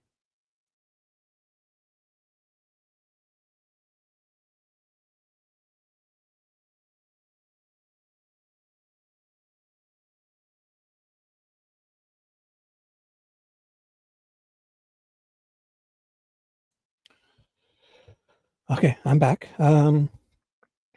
Everyone still here? Oh, anyone new? Man, look at this love fest in here tonight. Wow. Oh. Well, if somebody blocked you, then you don't need to tell them what you said. So just ignore each other. If someone blocked you, Steve, I'm sure, whatever. I don't even know what I'm saying because I'm not even reading the chat. Oh, Jessica. Hello. Jessica chimes in. New. Hi, new. And Papa Steve. I like your name. Oh, I should go on before I make things worse. Well, it sounds like Holman had already told you that the FBI had interviewed him. So is it fair to say you felt that based upon what Ryan Boucher had sent you and the information that Ryan Boucher had given you, that it was worth Brad Holder being re-interviewed? Like, that's a big deal. So them to try to play this off like, because this guy's seen the original photos of Abby's and Libby's, and first thing he thought was the photos Boucher sent was that Holder's tattoos look very, very similar, enough to write it down, go check his, go look him up on the database and, get his, identification and then, ask for him to be re-interviewed. So that's a huge deal. So him to be playing it off, you just know Nick is staring at him like, say the right thing, dude. Yes, I had no idea who the FBI folks were. I don't know their capabilities or even what level they put in. There's different levels of interview, whether it's a soft interview or a hard interview, and I had no idea whether they had any of this. You can assume that they do because they're FBI, and we've made that assumption before with other people, and it's not correct. So yes, I wanted to make sure all that stuff I captured up here maybe he should be re-interviewed if he wasn't interviewed already, or if he was interviewed, to what extent was he interviewed?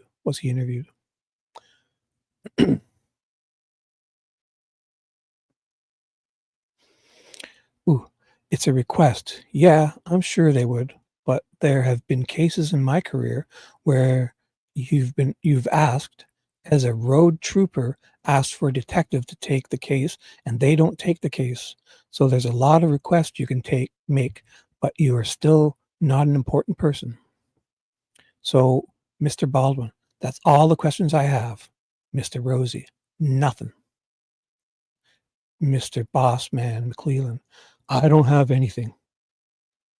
Mr. Baldwin, by the way, would you please, I mean, you don't have to, but we really need to figure out what those images were. And I know maybe if you could get to a better internet place, if you could get those and forward those to Nick, that would be terrific. The witness, Ryan Winters, I think his name was. I forwarded all those pictures on that day in that investigation when I was leaving to Pam Guy. I could only assume that there would be something on here for Pam Guy that would have maybe her pictures, that she put them in a file or something. I don't know. And Rosie jumps in. You said she's still working at the witness. No, she retired 5 years ago. She's older. I don't want to throw an age out there on the record. Rosie, when you say, help me when you say you would have forwarded them to her, would it have been like an ISP email or a personal email? The witness, what an attachment is? I don't have an example here. If I get consent to search, I get that consent to search and I put it in her folder on her cabinet or her drawer, and it has a case number at the top of it. And so she gets that attachment. She looks at it, sees the case number, and she knows this is an attachment. So she has a little box inside of her desk that we would put supplements or, attachments in her drawer. So I would have printed these off and I would put them, Rosie, oh, you would have given her actual hard copies. Witness. She would have had hard copies. The ones I opened, I could not see any. I did not have access to the attachments in her, but if you look, my report has her name affiliated with them. Baldwin. Do you know if when she retired, would her stuff that she would input somewhere, would that go to somebody else or would it just be out there somewhere? The witness. Yeah, I have no idea. Thank you. Rosie jumps in. Do you want to review and sign? What's that? Do you want to review your words to see if they are typed out accurately? You mean like a certified copy? Yeah. And further, the deponent saith not. Ryan Winters, no signature. I like that. And further, the deponent saith not. So, what do you guys think? Any questions in chat? Do you guys enjoy this?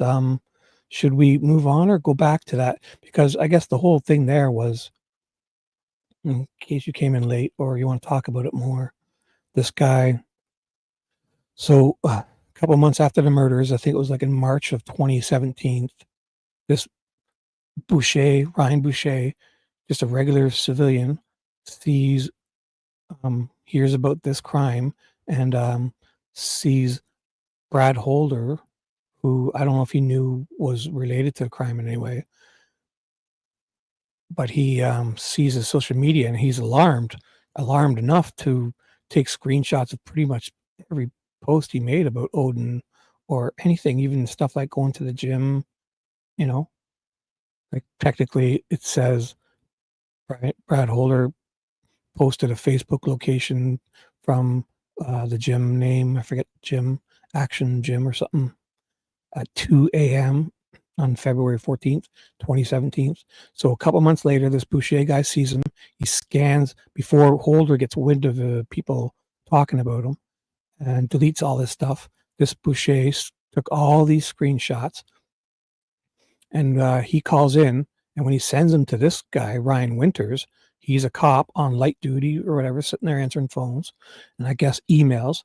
He gets Ryan Winters all of his screenshots of Brad Holder, and he immediately thinks that the picture Ryan Boucher sent of Brad Holder's Facebook post of his picture of his hand tattoo, this Ryan Winters, having seen the real crime scene photos, not to confuse it with him being confused, that bullshit shtick, him being confused about the purple dress, that fake photo of just like Brad Holder's other post that had the two girls laying in one in a purple dress. They're obviously still alive, I guess. I mean, the fake photos that he's trying to pretend that he's mixing them up, but it's obvious. He even said in the very beginning, this Ryan Winters said that he saw the original crime scene photos of Abby and Libby, and he thinks that the sticks look like one of the girls in the Delphi murders. And that obviously is Abby's stick configuration. So right when he saw Ryan Boucher's email, the first thing he thought, enough to flag Brad Holder, to find out his ID, to go and look up on him, to recommend him to be re-interviewed. He said himself that it looks just like, because he's seen the real crime scene photos, and now with Nick standing there all these years later, he's trying to pretend not. Like, oh, like, what are we doing here, these cops? Like, are they just, it's obvious that the cops even are in with the prosecution too much, and they're trying to just get convictions and not to the truth. It's like, because now for him to say that he doesn't think that it looks like the real crime scene photos, this tattoo on Holder's hand doesn't look like Abby's stick configuration. He's trying to play it off like he's confused of the photos and playing dumb, and it's just so beyond disingenuous. It's almost corrupt, like, because he's sitting there thinking, these people have shit over my head. Like, they could probably get him, canned or make stuff up, just like what happened with Click. Like, Click, so Ferenczi got murked in an FBI field office by an ex-state prison guard, Shane Meehan, as he's sitting there, Ferenczi's sitting there in an Odin field office in Terre Haute. He gets murdered by an ex-Indiana state prison guard. And then Click, like, the stuff they got on Click was like stuff about signing, like a something about child protective custody. Click went out to a place and then some woman lied or something, and any of that kind of stuff. It's like, at the time, it's no problem, but then when Click started to not follow their narrative, he started not toe the line. It's like, boom, all of a sudden it's a problem that Click didn't have a signature or whatever, and then all of a sudden Click's in jail and getting all hemmed up because he's no longer towing the line. So, and I don't remember what happened with Murphy. So Ferenczi didn't toe the line. He kept with the Odin. He gets murdered. Click didn't toe the line. And Click is also the guy who went to Jerry Holman to see what Jerry Holman had on all these Odin guys. And then when he went to the headquarters, coincidentally, Brad Holder was sitting in the lobby. Obviously, like, they put him there. I mean, is it a coincidence? Sure. But I mean, it's also, to me, it's like, it's almost like an intimidation thing. I always joke that what if Brad Holder would be like this is just a joke, that Brad Holder was sitting there flicking a Zippo lighter or something like that, or holding a big branch. But I mean, those two are jokes, but literally Brad Holder was there when Click came in to talk to Dick Holman.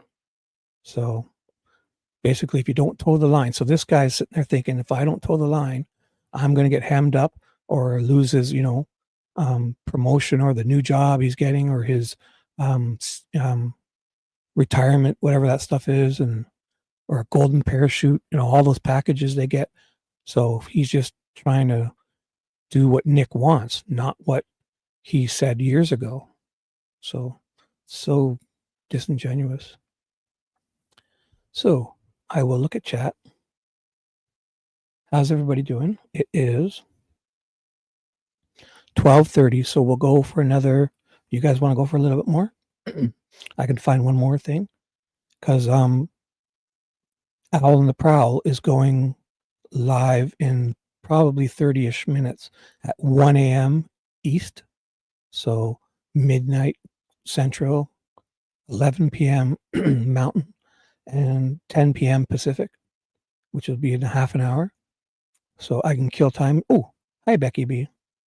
Yes, Becky B wants me to read more, or is that for Becky B? I will read more.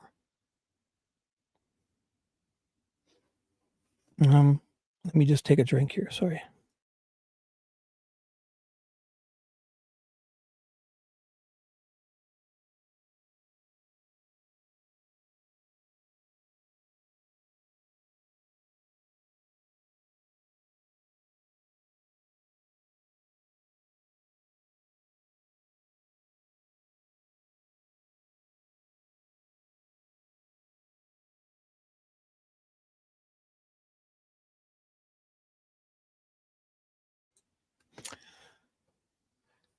Ooh, here's my buddy. Hey, Charles, what's up?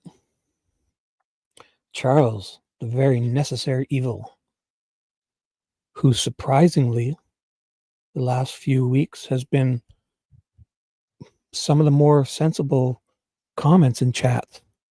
It's very unlike him. I'm just kidding. Hi, Charles. Good to see you. And we got Becky B, Duckin' Felonies, Papa Steve, Rotting Jewels, Dana, Love and Light, TJ, and of course the super mod, the queen in charge of chat, Heather Brown, Abby, Herbie, my love bug, beep beep. Hey, that's the first time I've said that to you. I typed that for you last month, 2 or 3 months. I call Herbie, my love bug. Remember Herbie the love bug? And I go beep beep, and that's like I think the first time I said it to you. Ooh. Who else we got still?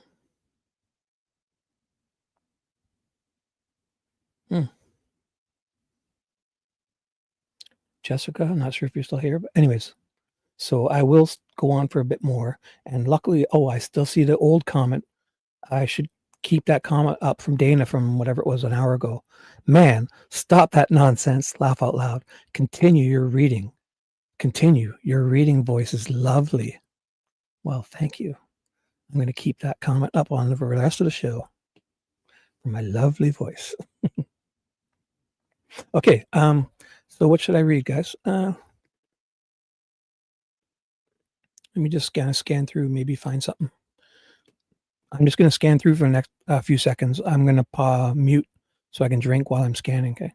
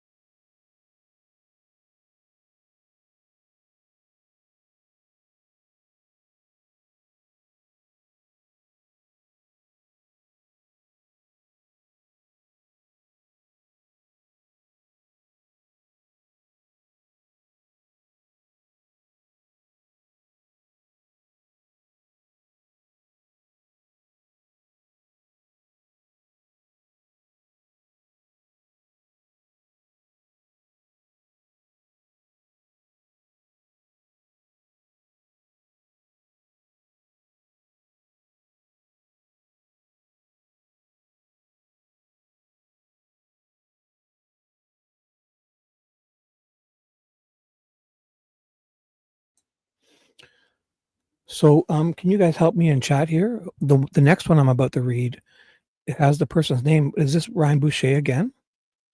The cop? I'm sorry, Ryan Winters, the cop? Because the name is blanked out. So if you guys can help me, it'll help to know.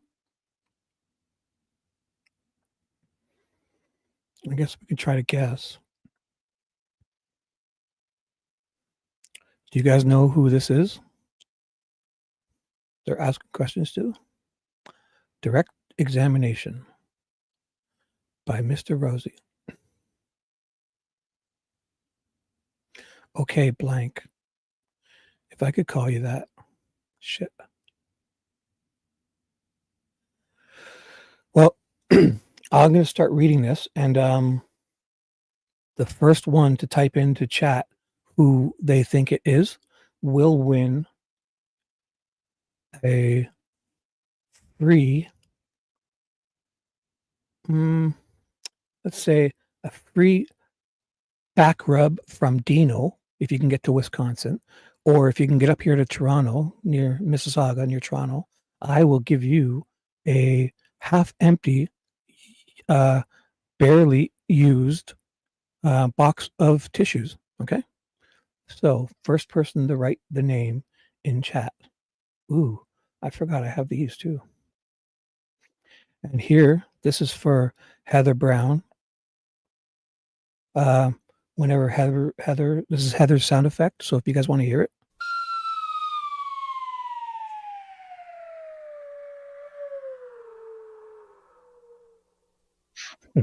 So the other day I was joking when the guy was walking by and he sees, ooh, Mercedes, you're in Toronto? Uh-oh. I won't say anything then. I'm in Mississauga, near Port Credit, Lakeview area, just 5 minutes off north shores of Lake Ontario. Anyways, so Heather there was a guy walking down the street and he saw Heather and Nicole and they were kissing, like heavy kissing, patting everything. And so he's walking by and he does a rubbernecking. He turns and looks and he goes, but he doesn't see what he's doing and he hits a railing and he falls like off the edge of the building.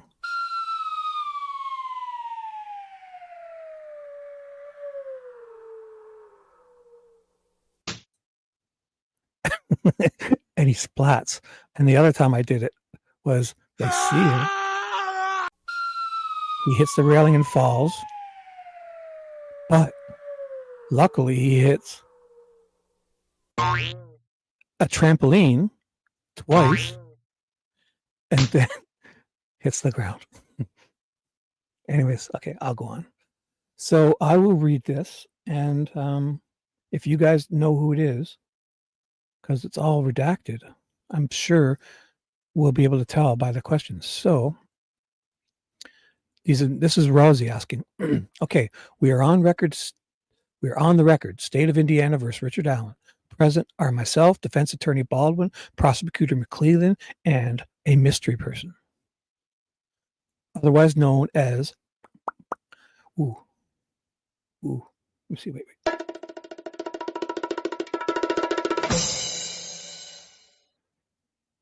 Ooh, I saw that. Sunflower, I saw you before you delete it. Bugs Bunny. You're going to put Bugs Bunny. I know it. Duck and Fellies. You're a Canadian. I'm unsubscribing. Just playing. Ooh. Yes, I'm a Canadian. I thought, yeah, a boot. Yes, that's the stereotype. But I say about. But I guess, I mean, I'm in Ontario, so we talk normal. It's the East Coasters have like a Newfie accent, and then there's obviously the French accent in Quebec. And then once you start getting out west, they're a little nutty out that way, but it's beautiful, so it's worth it. But yes, I'm in Mississauga. You must know Mississauga if you're in Toronto. So 2 cities away. There's Toronto, Etobicoke, then Mississauga, then Oakville, Burlington. Ooh, Lisa G, hello. Okay, I'm going to read on. I'm getting distracted. So that's correct, sir. Oh, so it's a girl. So it's a man. Okay, we got that. Okay, blank. If I could call you that, please do. All right. Have you ever taken a deposition before? I have. And just a couple of things, just reminders, if nothing else. First and foremost, just try to answer audibly, yes, no, instead of uh-huhs and uh-huhs. That would be helpful. And if I have to redirect you, don't take that offensively. Okay? Not at all, sir. All right. Second, there is water there. You have one, and there's a restroom right behind us. If you need to stop for any reason, or if you have any other question, just feel free to speak freely, okay? Thank you. All right, go ahead and tell us your full name. My name is blank blank. And where do you work? With the Indiana State Police. Okay, so it's a cop. Why are they redacting a cop's name? Is this Kathy they work with the Indiana? Okay, so maybe it's. How many years have you been employed with the state police? 37. Oh, is this Shank? 37. You guys? Hey, Fishy. Everyone, welcome, Fishy. She loves when she gets to say hi to the whole chat because she's so verbose. Hi, Fishy. Glad to see you. So, do you guys know who this is? Poutine is awesome stuff. I mean, if you smother something with gravy and cheese curds, yeah, it's going to be good. You could smother carrots with gravy and cheese curd, and they'll probably be okay. But when you do it with fried French fries, yeah, we do it. Ooh, up here we also have like fried pickled poutine, and poutine is a whole meal basically. So, yeah, why'd they redact this info is correct, Duck and Felonies? Why?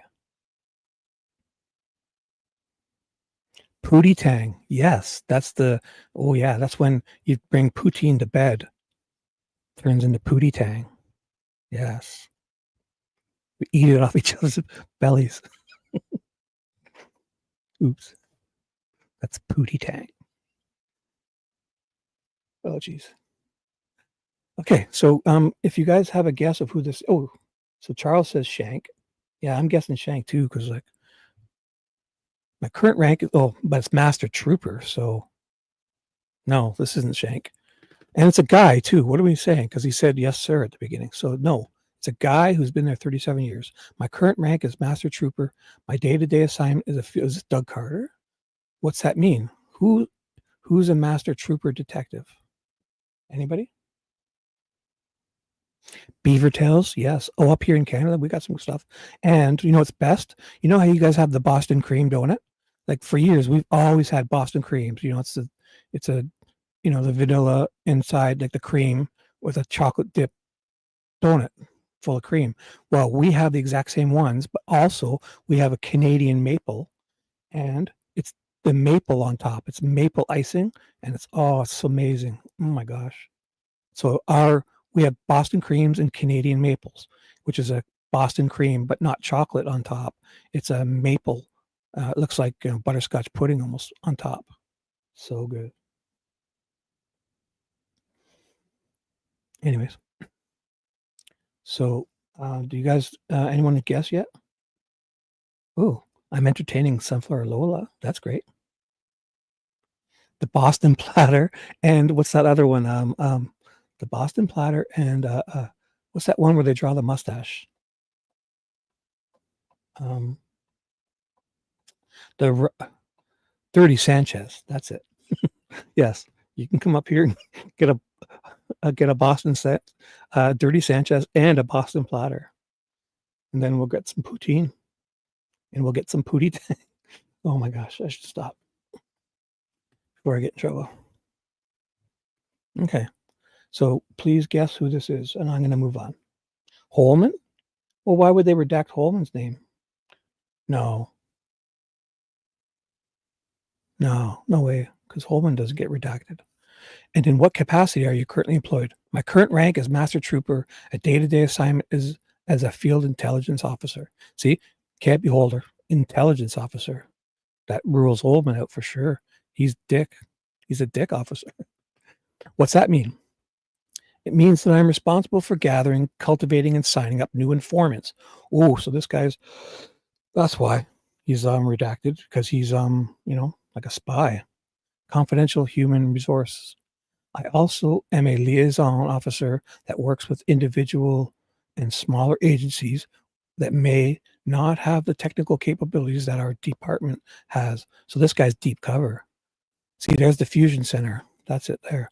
So I help them in their interface with the Fusion Center, which is basically all the Orion and Prism and all that stuff where they track people, not even crimes, like just anybody they bump into. If they write notes about a person they bumped into, you don't have to be suspected of it. They're putting all that info in all of these databases, to be able to give them some more technical expertise. And that's why I find it hard that Richard Allen's tip got lost, because the NSA sets this all up. It's a huge, it's a massive surveillance system of citizens. And it's not even, sure, yeah, it's for crimes that have been committed and for crimes that they're trying to solve, but it's also just people every day they bump into that aren't suspected of a crime, that don't have any reasonable suspicion against them, any RAS, reasonable articulable suspicion. They're putting everything in there. Okay, so let's start with the first one, just so I understand this. When you say informants, you must most likely talking about things involving the drug trade? Not necessarily.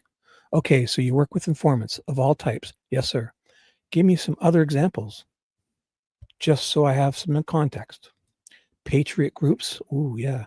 That might be outside the realm of legal activities. Yeah, now remember at the time, there was all the, I guess, Trump's first, let's not get political, but there was, so no politics, but I'm just throwing this in that these groups were definitely, I guess it's safe to say they were a bit linked with or there was, many of them. I guess you can say it's like that saying where all Odinists, all of the MAGA guys or whatever aren't Odinists, but I'm sure most of the Odinists are MAGA. And I don't mean to pigeonhole. I don't want to start anything in chat, so please don't. I'm just saying that as in related to this. I don't want to go any farther into that. So please, thank you. We've had such a good time. I probably shouldn't have said anything, but biker gangs, things like that. There has to be a criminal nexus of some type before we can gather, bullshit. We can gather intelligence on an individual or group, but we don't just stick to drug enforcement as is, would be the traditional thought.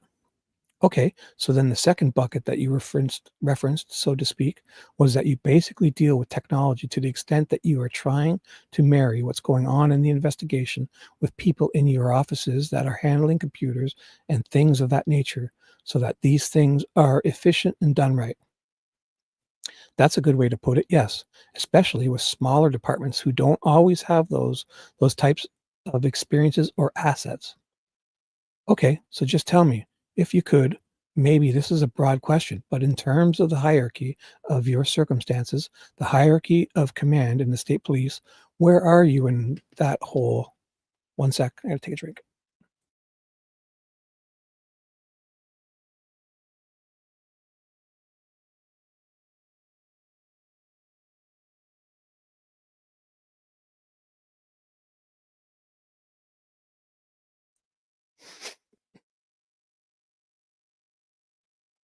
Okay, I'm back.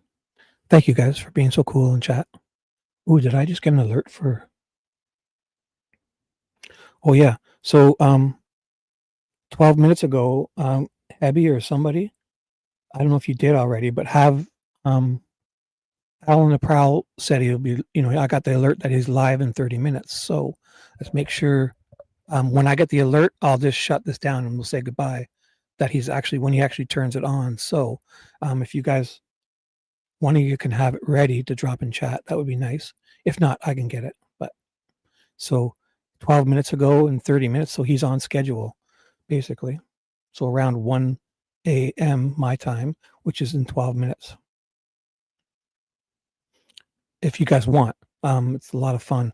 And Alan the Prowl, if you're not sure, he does true crime, but he covers it in a way where he covers like maybe 5 or 10 cases, and he spends 10 or 15 minutes on each one and just gives any updates or new stuff.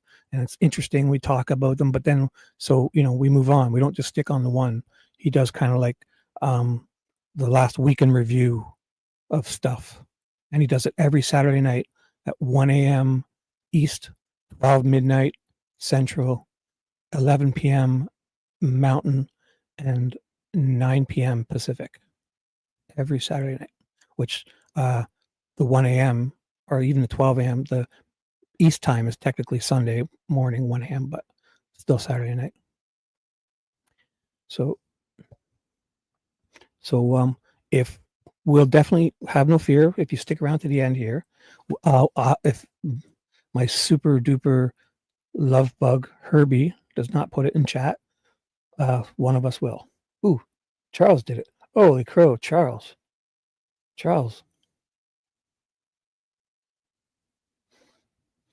Yeah, because Dave is great. Yeah, he says you're awesome, and Dave is a really great guy. A lot of fun. So he may even be listening now because he does a lot of driving and stuff. So he listens when he drives. So Dave, if you're listening, keep your hands on the wheel and we'll be there. And he also, I'll give you a spoiler alert. He does, when you go Google Street View, he does that a lot. He goes Google Street View and he drives on the left side of the road so he can ignore stop signs. It's awesome. And he goes the wrong way. So there's no stop signs and he speeds and stuff. So when he's driving Google Street View, it's awesome. So I'm going to carry on. Does anybody know who this is yet? Justice Master Trooper. Okay. Do you have any specific areas of expertise other than working with informants and handling or kind of dealing with this technical side of that we just talked about? My specialties for years, I was the lead instructor at the Law Enforcement Academy for Indiana State Police on the defensive tactics or the hand-to-hand techniques. Whoever's discording me, leave me alone. I'll check now. Ooh, I won't say who it is.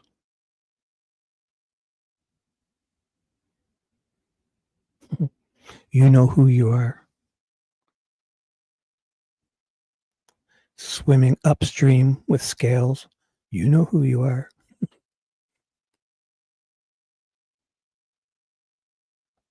And Dee Dee's giving me shit on. Dee, leave me alone. Dee's, oh my God, Dee, what are you doing? Dee, I'll reply to you after. She's giving me shit for something. All right, anything else? That's it. So basically, when Dave's alert comes up, we'll just say a quick goodbyes. So that'll be probably in about 10 minutes. Sorry. All right, anything else? That's it. Do you engage in any, I'll say, annual or routine training with regard to anything else other than those three things? Absolutely. Oh, what I'll also say is maybe if Dave isn't on too long and I'm still excited because I work till 7 a.m. Technically, I work night shifts till 7 a.m. East, which is, another easily 7 or 8 hours. I'll be up. So if after Dave is done, if I still feel like it, maybe we can finish up some of these. I'll come back on or not. Just a thought. I'm kind of having fun with this stuff. It's weird. I'm going to get a camera soon and you guys will be, you think my voice is great. Ooh, wait till you get bedtime stories with a visual. Man, you guys are going to melt. You'll melt. What are kind of the high points? We have a yearly refresher that deals with both current case law, changes in the law that may have happened, new statutes that have come out. Indiana statute requires us to have 24 hours of training for law enforcement. Typically, on a given year, I'll have anywhere from 36 to 48 hours and everything from search and seizure to, again, the new laws that have come out. Okay, so it's just kind of basic police training that everybody gets? Yes. Refresher courses? Yes, sir. All right. What did you do in preparation for this deposition? I looked through my emails to see what I had emailed other department members with. I talked to Detective Roland Purdy and Detective Dick Holman. And with respect, We'll take those one at a time. With respect to the emails, you don't have any documents with you today? What did you find? I found that back in, I believe it was February of 22, was my last email to Roland. My email doesn't go back any further than that I could research. But it was an email that I had sent to him and asked him a question back and forth about this case. Okay, so if let's just, for the sake of discussion today, let's just assume I haven't seen any materials generated by you. So I might ask you a few questions about that, okay? Yes, sir. Is that an email that's pretty easy to dig up and get to Mr. McClelland so that he can get it to me? It certainly would be. Is that the only email that you found with regard to your involvement in this particular case? Is the one, I think there's one follow-up email, but it's on the same string. Okay, so basically you found essentially 2 emails or one email in 2 parts, and that's the entirety of the emails that you would have generated in this investigation? Those are all that I could find. I don't recall any prior to that. Okay, and the only person that you communicated with by email regarding this investigation was Officer Purdy? I believe so. That's the only one that I have record of. I don't believe I ever communicated with Detective Dick Holman by email, sir. Okay, and you also said that you spoke with Officer Purdy. When did you speak with Officer Purdy? I've spoken with him several times. Well, regarding this deposition yesterday. And what was the I'm sorry, not yesterday. It would have been Monday. What was the nature of that conversation? We simply I asked him about what kind of things were discussed. He filled me in kind of the type of questions that you'd ask, which are very similar to what you're asking me right now. Okay. Did you call him or did he call you? I called him. There was no answer. He called me back. Do you guys communicate routinely? Not routinely, because we are so far apart geographically in the state, but occasionally we meet on different details. An example would be 2 weeks ago, we both worked the state fair together. One sec, I got to drink some.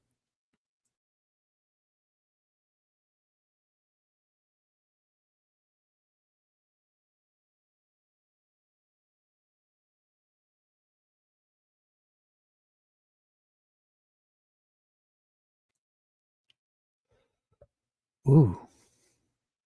Yeah, you guys, feel free, because Charles is becoming a serious contender in this YouTube space.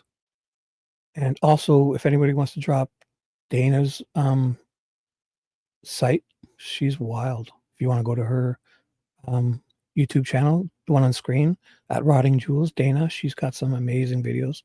And she always starts with great music and stuff. And it's all about, I don't want to speak too far out of tune, but it's all about like there's a lot of the Charlie Manson stuff, and it's awesome. She covers everything, the church, anything. And there's always great music to begin her videos and lives. So anybody wants to drop their link, or Charles, what I was going to say, sorry, Charles is doing a special. I'm not sure of the date, but he's having me and the amazing Nicole Watt, who was in this chat. We are going on to talk about flora. And I believe Charles is going on, we're going on live to talk flora on Charles's channel, Necessary Evil. And he is going to, I believe, drop a bombshell, which I'm not sure if he's even told me about yet. So get your tickets now, because they're selling out fast, man. You may not be able to, you may have to catch a replay. It'll be so full, like the servers will be overloaded. So you better subscribe to him and get in there, because that's in like a week or two, I believe. Thank you, Hebby. Okay, I should just read. Oh, okay. Well, I guess you apparently knew that he was being deposed in this case. Yes. And that's why you reached out to him? That's correct. Okay, I'm just trying to figure out how that happened. how the nexus occurred of you knew that he was coming today. Oh, I know who this is then. Damn. Because someone got it. This is Brad Weber, I think. Or no, this is the cop. I get it. This would be the cop. I could be wrong. It happened to Brad Weber too. He gave away on the stand that he knew he was going to get deposed or something. I may have that wrong. This is just from my horrible memory. Somebody did something where they gave it away where they knew. Oh, it was in the beginning. Brad Weber got a heads up from like Tony Liggett or Leesenby or something about something, and he accidentally told on himself, and Baldwin caught him. That I'm talking about Weber. So they wouldn't. Weber's not a cop. Anyways, I don't even know what I'm saying. You knew that he was here last week. I knew that he came on Monday. Okay. And again, that's because we were at the state fair together. Ooh. So who was guarding the state fair? That's this. One of them was this guy. Okay. All right. And so did you guys talk about anything involving the sons of Odin or any of the stuff about Odin? Very briefly, yes. What did you talk about?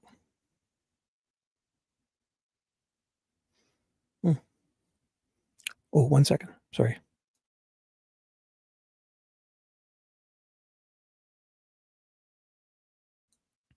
All right. And you said that you also spoke with Trooper Dick Holman Dino's back. Right on, Dino.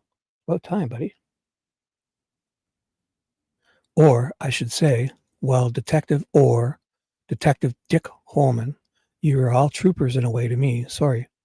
Briefly, he's the one that notified me that I had a deposition.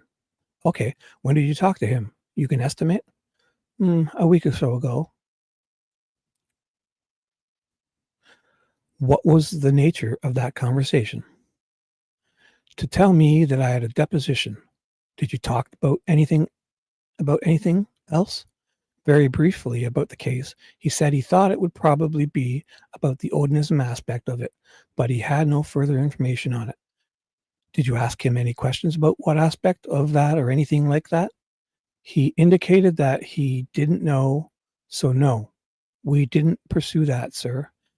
Did he talk to you about any of the testimony of the statements or questions that were asked of him during his deposition?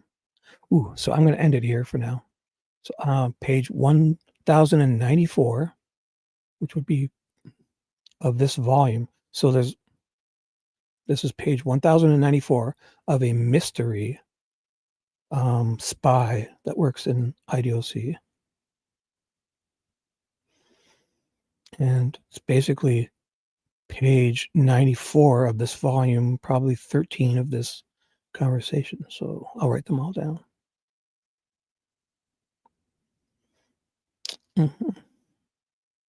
Left off. Page 1094 and page 94.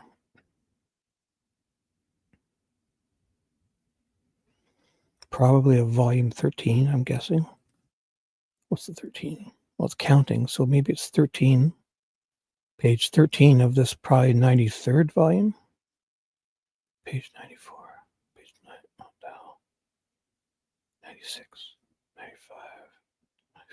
95. Whatever. I'll find it because it's page 1094. Which is also page 94. Ooh, maybe that has something to do with it. Page 13. And it's a mystery guy that we're still trying to figure out. Mystery deposition. All right. So I guess this will be a good time because Dave, I'm sure, is going to go on soon. He's usually 5 or 10 minutes late, unless he's on already.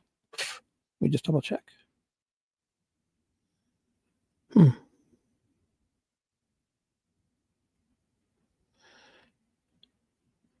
Nope, he's on, it says, in another 2 minutes, so we'll see. So you guys probably should get ready and say our goodbyes. And if you have to, I have to kind of maybe run to the washroom and get some stuff done. And I'll meet you in Dave's.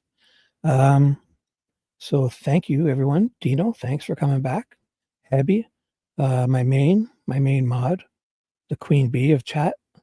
Heather, Herbie, the love bug, beep beep, and Charles, you're awesome. Lisa G, TJ, love and light for all. Biggie Fishy, that's big fish, small pond. Who else? Man, see, I'm so much better when I have something to read. I can kind of, I did get sidetracked a few times, and I do kind of like throwing jabs in or whatever, but when I freeball, I just too much freeballing isn't good. So I do enjoy reading these. So I will definitely read much more. It's kind of fun.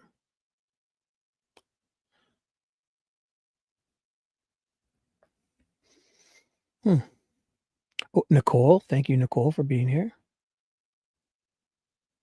Who else?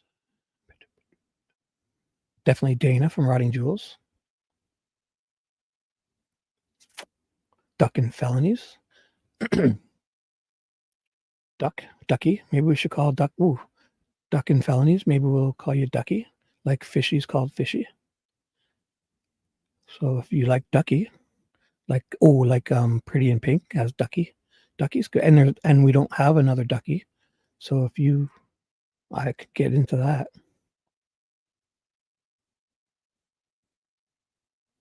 Oh.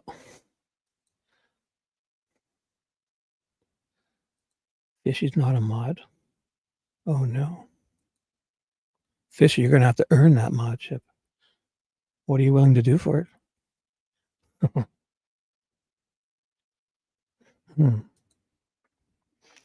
What's it worth to you, Fishy? I'm just kidding. You're awesome.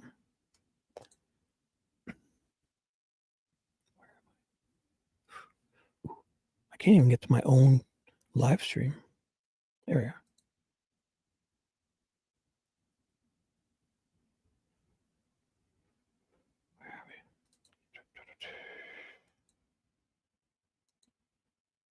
There you go, Fishy. Type something in chat.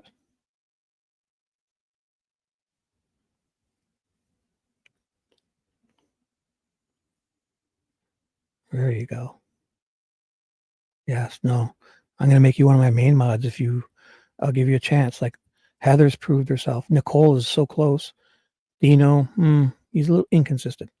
So if you guys woo me enough and, say enough nice things about me, you could get into the main mod spot, which is like the master bedroom. I'm so kidding. I'm totally kidding. I'm sorry. So, unindicted, good night. My new mod, Fishy, good night. See now, where is it? So if ducking felonies, because when I'm in chat, I like giving nicknames because A, it's fun, but B, like Ducky is so much easier to write than all of that, ducking felonies. So Ducky, I do like that. So I'm going to stick with it. And no, you don't have to do anything, Fishy, except now you're obligated. You have to come here. So, I mean, Dino, stop it. Oh, we're not ready to out ourselves yet, Dino? We're staying in the closet? No public yet? Okay. Yes, we don't swing that way. I'm totally kidding. Yeah, Dino's a good dude. He's one of my buddies here with the least amount of estrogen. So we get along great. Mm-hmm. Our private conversation on Discord, oh man, you want to hear locker room talk? Well, wait till Dino pisses me off or I piss him off and we share screenshots. Ooh, boy. And to stab each other in the back. Ooh, we could said some crazy stuff. Right, Dino? I'm just kidding. So, Ducky. Oh, who's Mixamite? Is that a person? Glad to hear you're using your voice, Shibby. You're a thoughtful dude coming from a genuine place. Wow. Did you guys? Oh my God. Did you guys not see that? Holy. What the hell? That's very nice of you, Mixamite. Let me try to find that. I'm going to end the show with that. So you bumped out criminality and Dana with that comment. Boom. Let's highlight that. Is that on? Yeah. So Mixamite. Good to hear you using your voice, Shibby. You're a thoughtful dude coming from a genuine place. Oh man, what a great way to end a show that I almost screwed up a few times, but didn't. I'm getting good at this. I actually planned beforehand and I made a thumbnails, and you know what I'm doing with my thumbnails? It's actually pretty easy. Just on my computer, just like splashing colorful names and stuff on them. And I mean, they look better than just nothing. And I think, you know, having names of who's going to be on, I mean, when people see it, it may help. So my real name is Kristen. Whatever y'all want to call me, I'll catch on. Thanks for the show, Shibby. Wow. Thank you. Ducky. I like Ducky. Okay, so we know Kristen. Duck and Felonies is Kristen, but I'm going with Ducky. So it's one of those things where you just give nicknames and they, you know, if they stick, they stick. And if they don't, they kind of fade away. So like Herbie, Hebby, you know, when I started calling Hebby Heather Brown, Hebby, she was amazed because it was a name her mother called her growing up. So her mother's the OG Hebby caller, but I came in as the first here on YouTube. And that's what Hebby was like, oh, can I call you Hebby? And she loved it. So she's like, oh my God, my mom calls me that, or did. So that's where the Hebby came from. And that's all me. And I believe Fishy was Fishy beforehand, but we did start calling Fishy before we saw this other handle when it still said Big Fish, Small Pond. But obviously Fishy has like, she's probably been a Fishy for a long time because she uses that on other social medias, I believe. I hope I'm not speaking out of turns. Unindicted is a mod for Peggy. And hopefully Peggy sticks with the program and keeps up with the good shows. And I'll go on more. And I just, you know, I won't say anything, but with all of them, it kind of pains me to see everyone kind of do all that others. Oh, Dave's live. Okay, guys, 1 minute ago. All right, let's end this. And good night, everyone. I guess we can drop the link one last time, and we'll go over to Dave's now and say Shibby sent you. Give him the old Shibby bump. Okay, guys? Thank you very much. And if I'm still up to it and Dave ends early, maybe be prepared. Maybe I'll come and read the rest of this. Okay? So thanks very much. Thanks, everyone.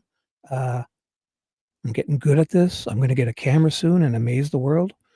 Okay? Thanks, guys. Good night. Bye. Thanks, Habby and all the mods and everyone for being here. Love you. Bye-bye.